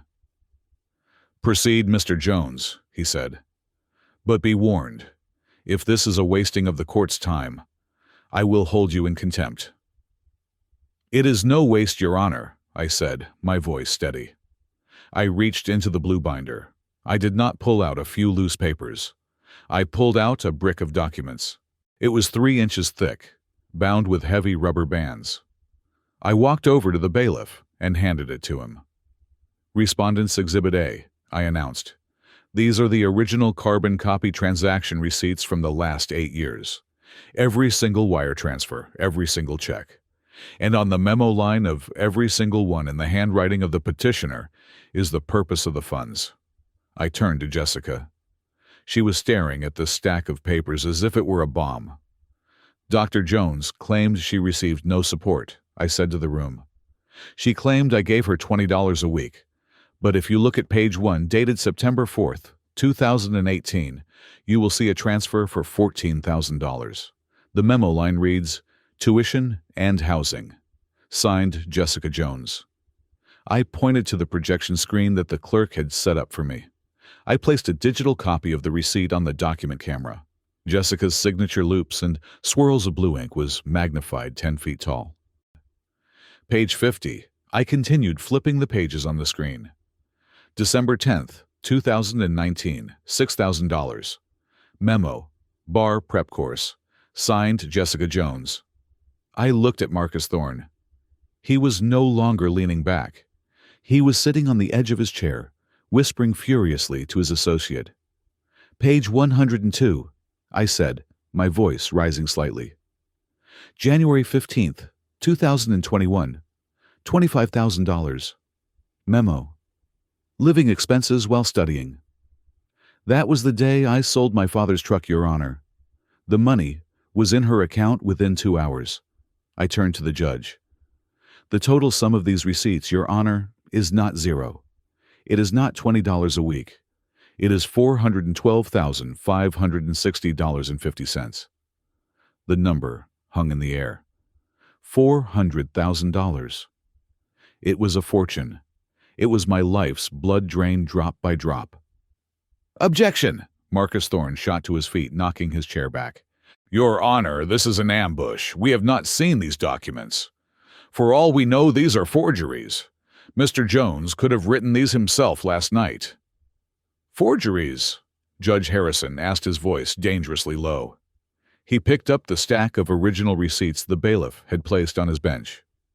He rubbed the paper between his fingers. He looked at the ink. He looked at the bank certification stamps on the back of each page.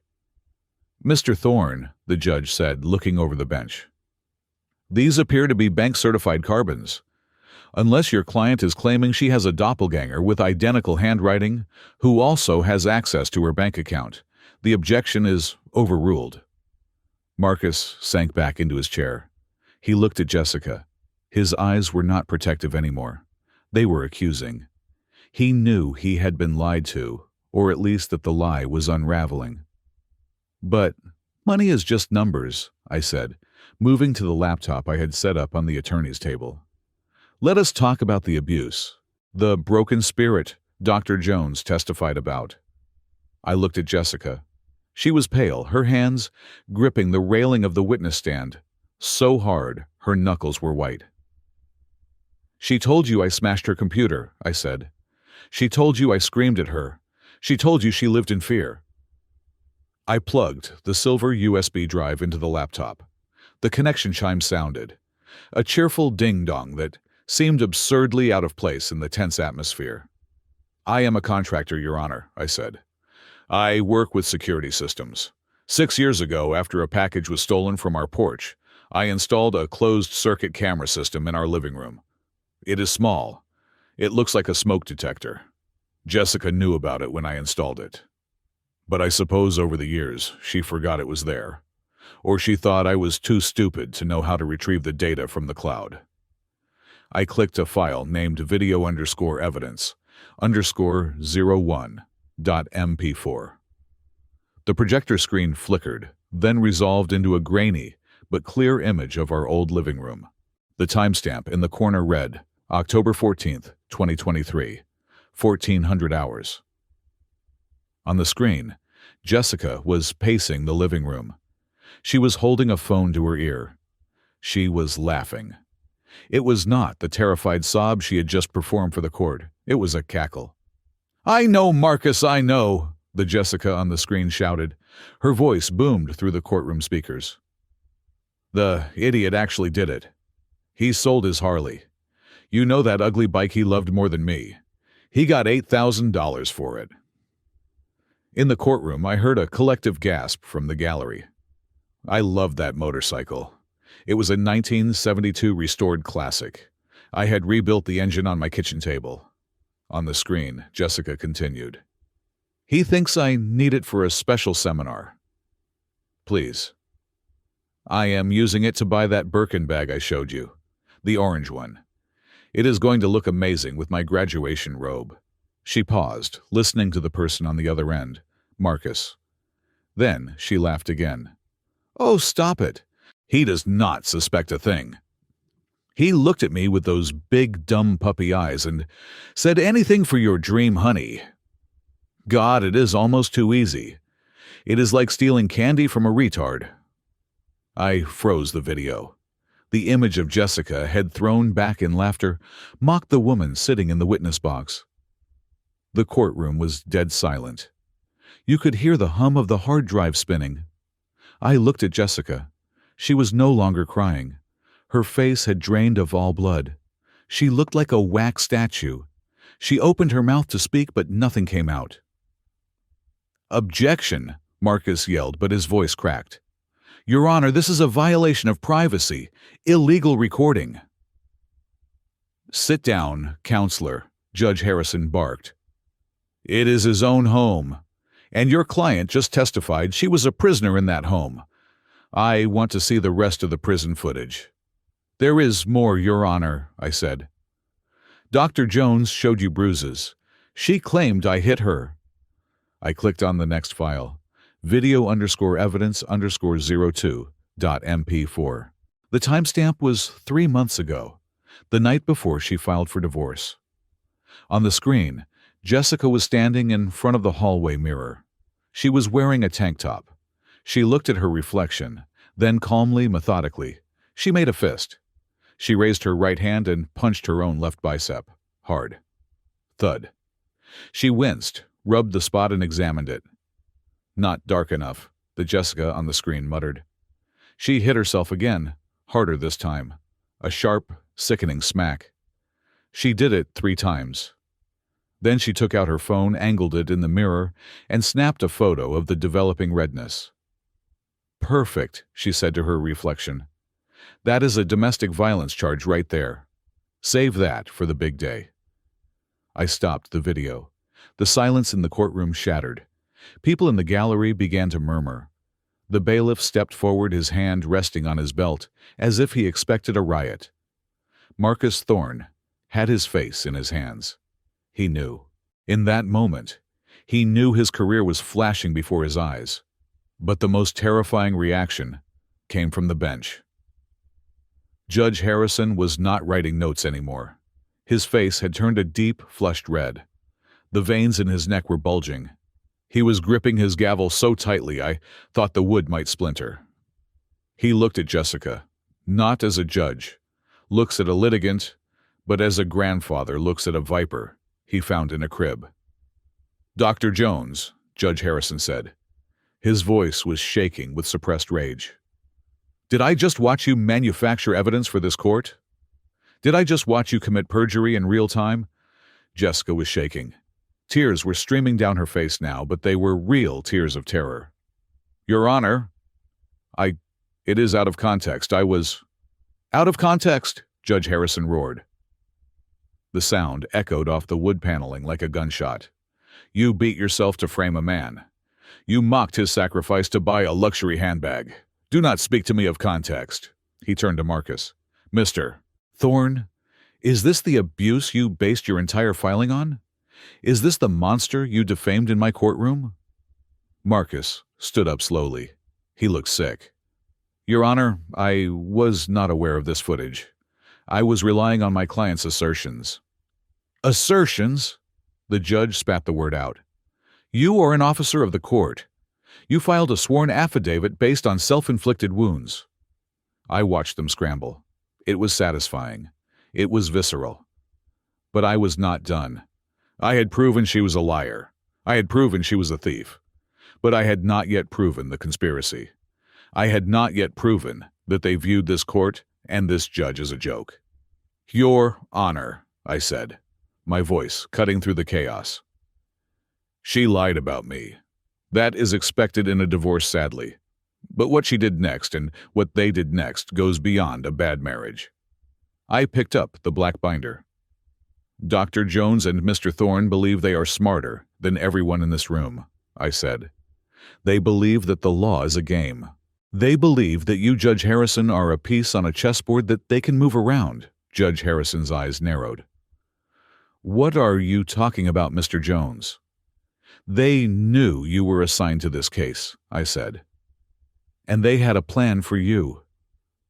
"A plan for me?" The judge's voice was dangerously quiet. "I have one last piece of evidence, Your Honor," I said. "A recording, taken 2 weeks ago, from the office of Mr. Marcus Thorne."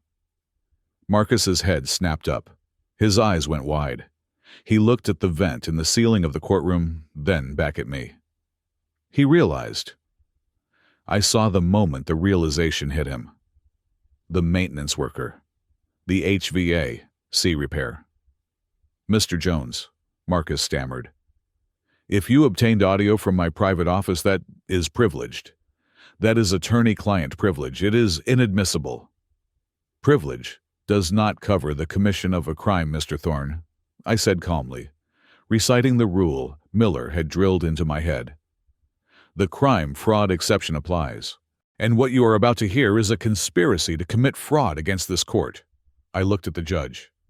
"May I play the audio, Your Honor?" Marcus was shouting now. "Objection. This is illegal wiretapping. I demand a recess. I demand. Sit down and shut up! Judge Harrison slammed his gavel down. It sounded like a crack of thunder. If there is evidence that you are conspiring to defraud my court, I will hear it if I have to listen to it in the parking lot. Play the tape, Mr. Jones. I turned back to the laptop. I found the file. The smoking gun.mp3. I looked at Jessica. She was curled in on herself in the witness chair, looking small and defeated. I looked at Marcus, who was sweating through his expensive Italian suit. This, I said, my finger hovering over the mouse, is what they really think of justice. I clicked play. The audio file began with a burst of static, a sharp hiss that cut through the dead silence of courtroom 302 like a knife through canvas. Then the digital noise cleared, and the voices became crystal clear. They were not the voices of the terrified victim and the diligent attorney we had seen all morning. They were the voices of two predators discussing a kill. The sound of ice clinking against glass echoed through the courtroom speakers, followed by the smooth, distinct baritone of Marcus Thorne. "You are worrying too much, babe," Marcus's voice said, sounding relaxed and arrogant. "The trial is just a formality. We have the paperwork. We have the narrative. David is going to walk in there looking like a confused dog, and we are going to put him down." Then came Jessica's voice. It was sharp, clear, and dripping with a venomous confidence that made the jurors, had there been any, recoil. "I am not worried about David," Jessica said on the recording. "He is an idiot. I am worried about the judge, Harrison. Everyone says he is a hard ass. What if he looks too closely at the bank statements? What if he asks about the gap in my employment history?" "Harrison?" Marcus laughed, a sound that bounced off the mahogany walls of the real courtroom, haunting the man who was currently sitting at the petitioner's table with a face the color of chalk. "Harrison is a dinosaur. I have heard he is going senile. Half the time he does not even read the motions. He just looks at who is wearing the better suit and rules in their favor. He is a puppet, Jessica, a grumpy old puppet, and I know exactly which strings to pull." I looked at Judge Harrison. He had not moved.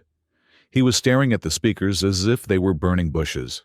His face, usually a mask of stone, was turning a deep, alarming shade of crimson. The veins in his neck were beginning to pulse against his collar. On the tape, Jessica giggled. "Good, because I do not just want the divorce, Marcus. I want him crushed. I want to see him living in that truck. I want him to know that he paid for my life and got nothing in return." "He will get something," Marcus purred. "We are going to stick him with a tax liability for the shell company. Once we transfer the debt, I will tip off the IRS anonymously. He will be in federal prison for tax evasion within 6 months. He won't be living in his truck. He will be living in a cell." "Perfect," Jessica said. "And what about Harrison? If he gives us trouble?" "He won't," Marcus assured her. "Like I said, he is a senile old fool. He is probably asleep half the time." "Well," Jessica said, her voice bright and mocking, "after we win and after we strip David of every last cent, maybe I will do a good deed. I will use some of David's money to buy Judge Harrison a new pair of reading glasses. You know, since he is so blind. Consider it charity for the elderly." The recording ended with the sound of their shared laughter, cruel, high-pitched, and echoing. I clicked the mouse and stopped the playback. The silence that followed was absolute. It was heavier than any silence I had ever experienced. It was not just the absence of noise. It was the total vacuum of air in the room. The court reporter had stopped typing her hands, hovering over the keys, her mouth slightly open. The bailiff was standing rigid, his hand resting instinctively on his taser. Every single eye in the room slowly, terrifiedly turned toward the bench. Judge Harrison was purple. I mean that literally. His face had gone from red to a deep, bruised purple. His knuckles were white as he gripped the edge of his high desk. He looked like a volcano that had been dormant for 1,000 years and was about to blow the top off the mountain. I braced myself for the explosion. I expected him to scream. I expected him to throw his gavel. I expected him to order the bailiffs to tackle Marcus Thorne to the ground right then and there. Marcus Thorne was trembling. It was a subtle vibration at first, but soon his whole body was shaking. He looked at the door, measuring the distance, realizing he could never make it. Jessica was frozen in the witness box, her eyes wide and glassy, staring at the judge like a deer, staring at the headlights of a semi-truck that had already crossed the center line. Judge Harrison took a breath. It was a long, ragged inhale that sounded like a bellows fanning a fire. And then he did the one thing nobody expected. He started to laugh. It began as a low rumble in his chest, a dry coughing sound. "Heh heh." Marcus flinched with each syllable. Then the dam broke. Judge Harrison threw his head back and let out a roar of laughter. "Ha! Ha! Ha!" It was a booming, thunderous sound that filled the cavernous room. It was not a happy laugh. It was not a joyful laugh. It was the terrifying, incredulous laughter of a man who has seen the absolute peak of human stupidity and cannot process it any other way. "A puppet!" Judge Harrison wheezed, wiping a tear from his eye. He slapped the bench with his hand. "A senile puppet!" The laughter echoed off the walls. It was manic. It was frightening. The junior associates at the petitioner's table looked like they wanted to crawl under their desks and die. "Reading glasses!" the judge gasped, struggling to catch his breath. "She wants to buy me reading glasses as charity." He laughed for a full minute. It was the longest minute of my life. It was the sound of a career ending. It was the sound of a life sentence beginning. Then, as quickly as it had started, the laughter stopped. The silence slammed back into the room with the force of a physical blow. The judge's face, which had been animated with mirth, instantly hardened into a mask of pure, unadulterated fury. The purple flush remained, but his eyes went cold, dead cold, like 2 chips of dry ice. He leaned forward over the bench. He looked down at Marcus Thorne, who was now sweating so profusely that his collar was soaked through. "Mr. Thorne," Judge Harrison said. His voice was no longer a gravelly rumble. It was a razor blade, soft, sharp, deadly. "In my 30 years on the bench, I have seen murderers. I have seen rapists. I have seen gang leaders who ordered hits from this very courtroom. But I have never in all my decades of service seen a legal suicide as spectacular as the one you just performed." Marcus opened his mouth to speak. "Your Honor, Shut your mouth." The judge's voice cracked like a whip. "You do not speak. You have forfeited the right to speak in my courtroom. You called me a puppet. You conspired to defraud this court. You planned to frame an innocent man for federal crimes and bragged about it like a schoolboy." He turned his gaze to Jessica. She shrank back into her chair, looking smaller than I had ever seen her. "And you," Judge Harrison said, his voice dripping with disgust, "the victim, the scholar. You sit there and weep fake tears. You beat yourself to manufacture evidence. You steal this man's livelihood, you mock his sacrifice, and you dare to offer me charity?" The judge stood up. He towered over the room. He picked up his gavel. He did not bang it. He held it like a weapon. "I do not need reading glasses, Dr. Jones," he said, his voice dropping to a whisper that carried to every corner of the room. "I can see perfectly fine. I can see a liar. I can see a thief. And I can see 2 people who are about to spend a very, very long time thinking about their poor life choices." He turned to the bailiff. "Bailiff," he barked, "lock the doors. Nobody leaves this room." Marcus Thorne made a move. It was instinctual, a desperate twitch of his legs, as if he were going to bolt for the side exit. "Don't you even think about it, counselor," Judge Harrison growled. "Unless you want to add resisting arrest to your rap sheet." The judge looked at the court clerk. "Strike the petitioner's entire case from the record. Dismiss the divorce petition with prejudice. And get the district attorney on the phone. Tell him to get down here immediately." He looked back at the terrified couple. "Marcus Thorne and Jessica Jones." Judge Harrison pronounced his voice, ringing with the finality of a funeral bell. "I am ordering you both remanded into custody immediately. You are being held in contempt of court, but that is just the appetizer.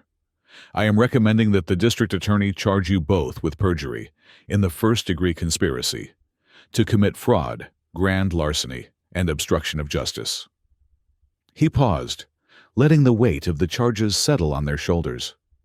"And Mr. Thorne," the judge added, a cruel smile touching his lips, "I will personally call the State Bar Association this afternoon. You won't be practicing law ever again. You won't even be qualified to sweep the floors of a law library." The bailiffs moved in.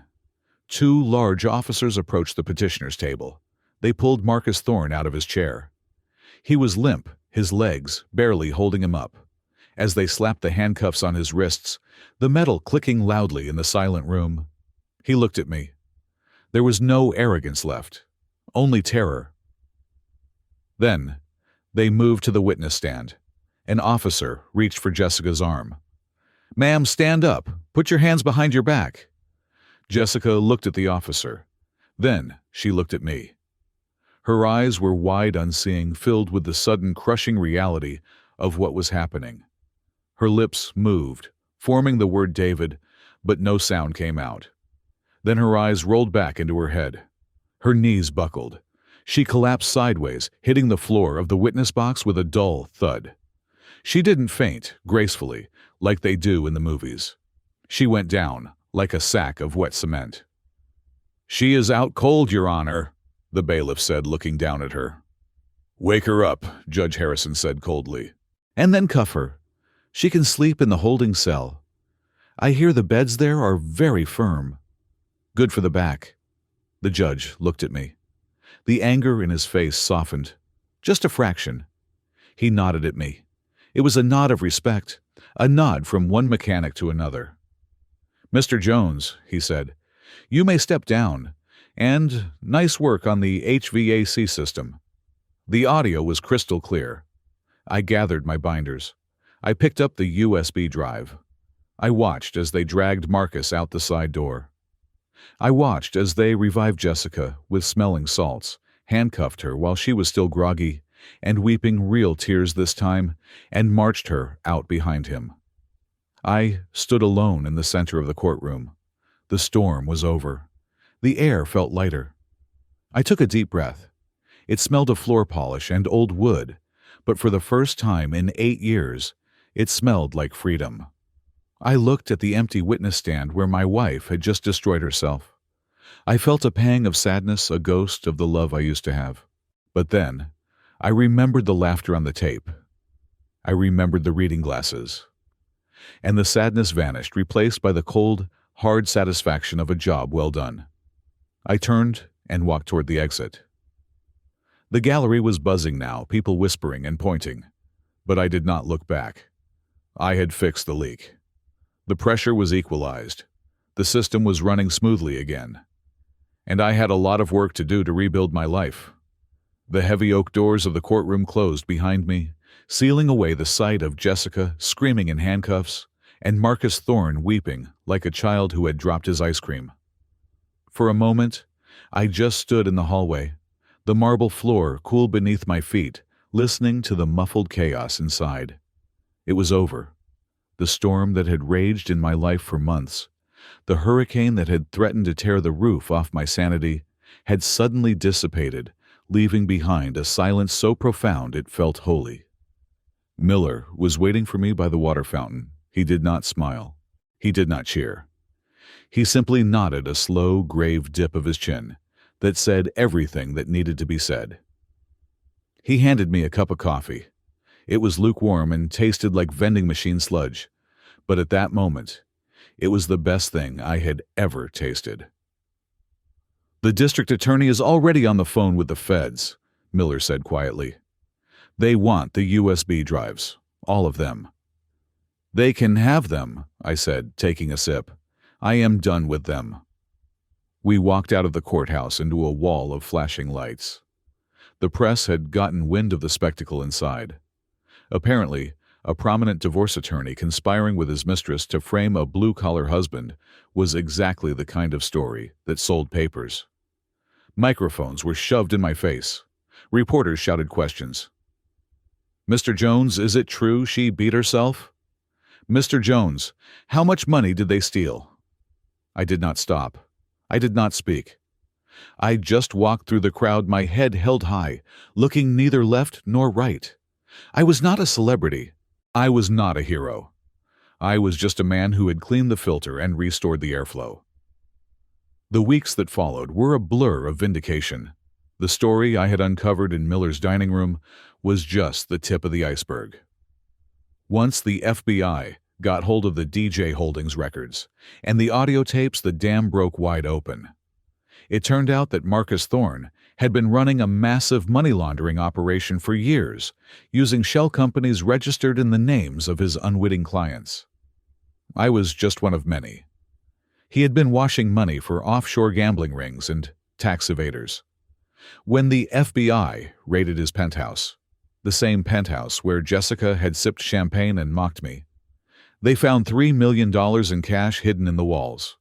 They also found a passport in a fake name and a packed bag. He had been planning to run, but he had been too arrogant to leave before he finished destroying me. Marcus was disbarred immediately.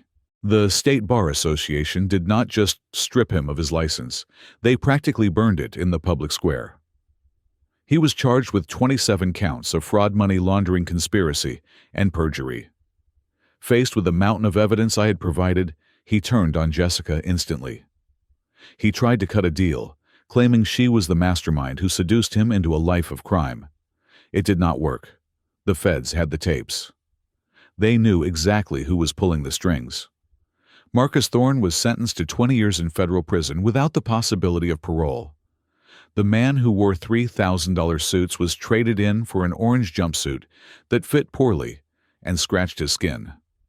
As for Jessica, or Amanda G., as the indictment read, her fall was even harder because she had climbed so high on a ladder built of lies.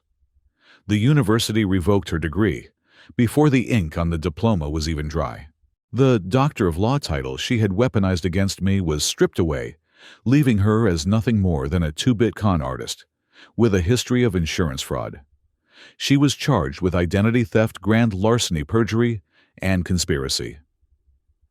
The district attorney added a special enhancement for the domestic violence fabrication, calling it a repugnant mockery of true victims. During her sentencing hearing, she tried the waterworks one last time. She wept. She begged. She told the judge she was a victim of circumstance. The judge was not Harrison, but a female judge who seemed even less impressed by Jessica's performance. She looked at the video of Jessica punching herself in the mirror, and then she looked at Jessica. "You are a predator," the judge said. "You preyed on a man's love, his labor, and his trust. You are sentenced to 15 years in a state correctional facility." 15 years. She would be nearly 50 when she got out.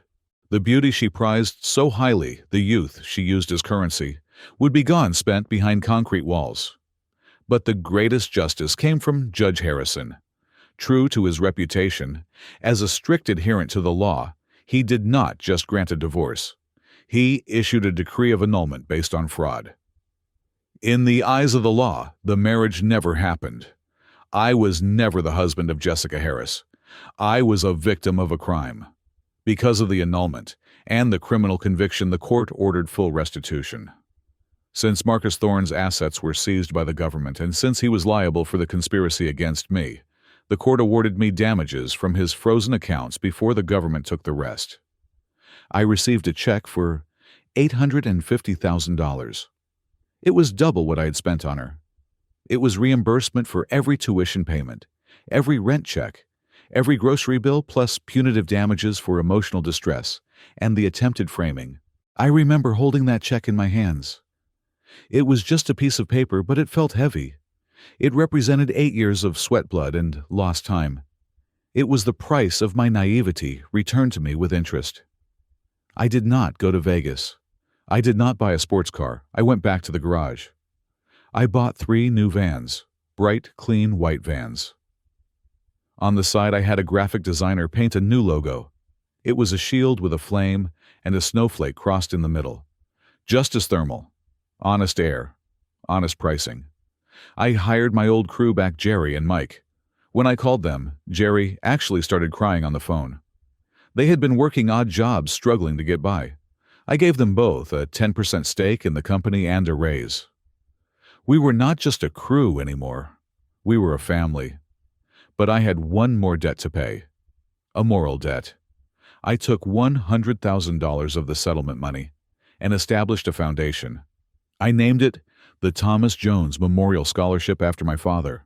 It was a real scholarship, registered, audited, and transparent. Its mission was to provide full tuition for students from trade backgrounds, children of plumbers, electricians, and construction workers who wanted to study law or engineering but could not afford it. The only requirement was that they had to demonstrate a history of community service and integrity. 6 months after the trial, I walked into a small coffee shop in Oakland. Sitting in the corner, typing on a battered laptop, was Sarah. She looked better. Her hair was washed and she had gained a little weight, though she still looked tired. When she saw me, she closed her laptop quickly, looking nervous. "Mr. Jones," she said, "I heard about the trial. You won." "We won, Sarah," I said, sitting down opposite her. "Your testimony about the thesis was the nail in the coffin." "I am sorry," she whispered, looking down at her cup. "I am sorry I helped her. I just needed the money." "I know," I said gently. "And I know you are a good writer. I read the thesis. It was brilliant. You have a gift, Sarah." I slid a folder across the table. "What is this?" she asked. "It is a job offer," I said. "I am running a scholarship fund now. It is growing fast, and I am good at fixing pipes, not managing paperwork or writing grant proposals. I need an administrator, someone who knows how to write, someone who knows the struggle of trying to pay for school." She opened the folder. She looked at the salary. It was more than fair. It was generous. "David," she stammered, tears welling up in her eyes. "I don't know what to say." "Say yes," I said, "and finish your degree. The fund will pay for it. The world needs lawyers who know what it feels like to be poor Sarah. We need more people like you and fewer people like them." She reached across the table and took my hand. Her grip was strong. We started that day as employer and employee, but as the months went on, as we worked side by side to help kids who reminded us of our younger selves, I began to feel something I thought Jessica had killed in me forever. I felt trust, and slowly, very slowly, I felt the warmth of a new beginning. One evening, about a year after the verdict, I was driving back from a job site. I was in my new truck, a heavy-duty pickup with heated seats and a suspension that glided over potholes. The sun was setting, painting the sky in streaks of purple and gold. My route took me past the State Women's Correctional Facility. It was a grim complex of gray concrete and razor wire stark against the beautiful sunset. I slowed down as I passed the high fences. Somewhere inside that concrete box in a cell that smelled of bleach and despair was the woman who had once demanded I sell my father's tools. Somewhere in there was the woman who had laughed at my dirty hands. She was probably sitting on a metal bunk wearing a uniform that did not fit, eating food that had no taste. She was surrounded by the very people she used to look down on. I thought I would feel anger. I thought I would feel an urge to honk the horn or shout something out the window. But I felt nothing. The hate was gone, the resentment was gone. It had all burned away in the courtroom, leaving only a clean, quiet peace. She was in her world now, a world she had built brick by brick with her own lies. And I was in mine. I looked down at my hands on the steering wheel. They were still calloused. There was still a bit of grease under my thumbnail. They were the hands of a worker, the hands of a builder. And for the first time in my life, I looked at them and saw them for what they really were. They were hands of value. They were hands that could fix what was broken. I pressed the accelerator. The engine hummed, a deep, powerful sound of American engineering. I drove past the prison, leaving it in my rearview mirror, shrinking smaller and smaller, until it was just a gray speck in the distance. I turned on the radio. A classic rock song was playing. I rolled down the window and let the cool evening air rush in. I was David Jones. I was the owner of Justice Thermal. I was a free man. As the sun dipped below the horizon, I smiled. It wasn't a smile of revenge. It was a smile of gratitude. She wanted a high-class man, I said to the empty road, my voice calm and certain. In the end, she helped me become one by removing herself from my life. Thank you for listening to my story. If you enjoyed this journey of justice and redemption, please let me know in the comments where you are listening from. I would love to hear your thoughts and connect with you. Please subscribe to the Calm Revenge Stories channel, like this video, and hit the hype button to help this story reach more people who need to believe that sometimes the good guys do win.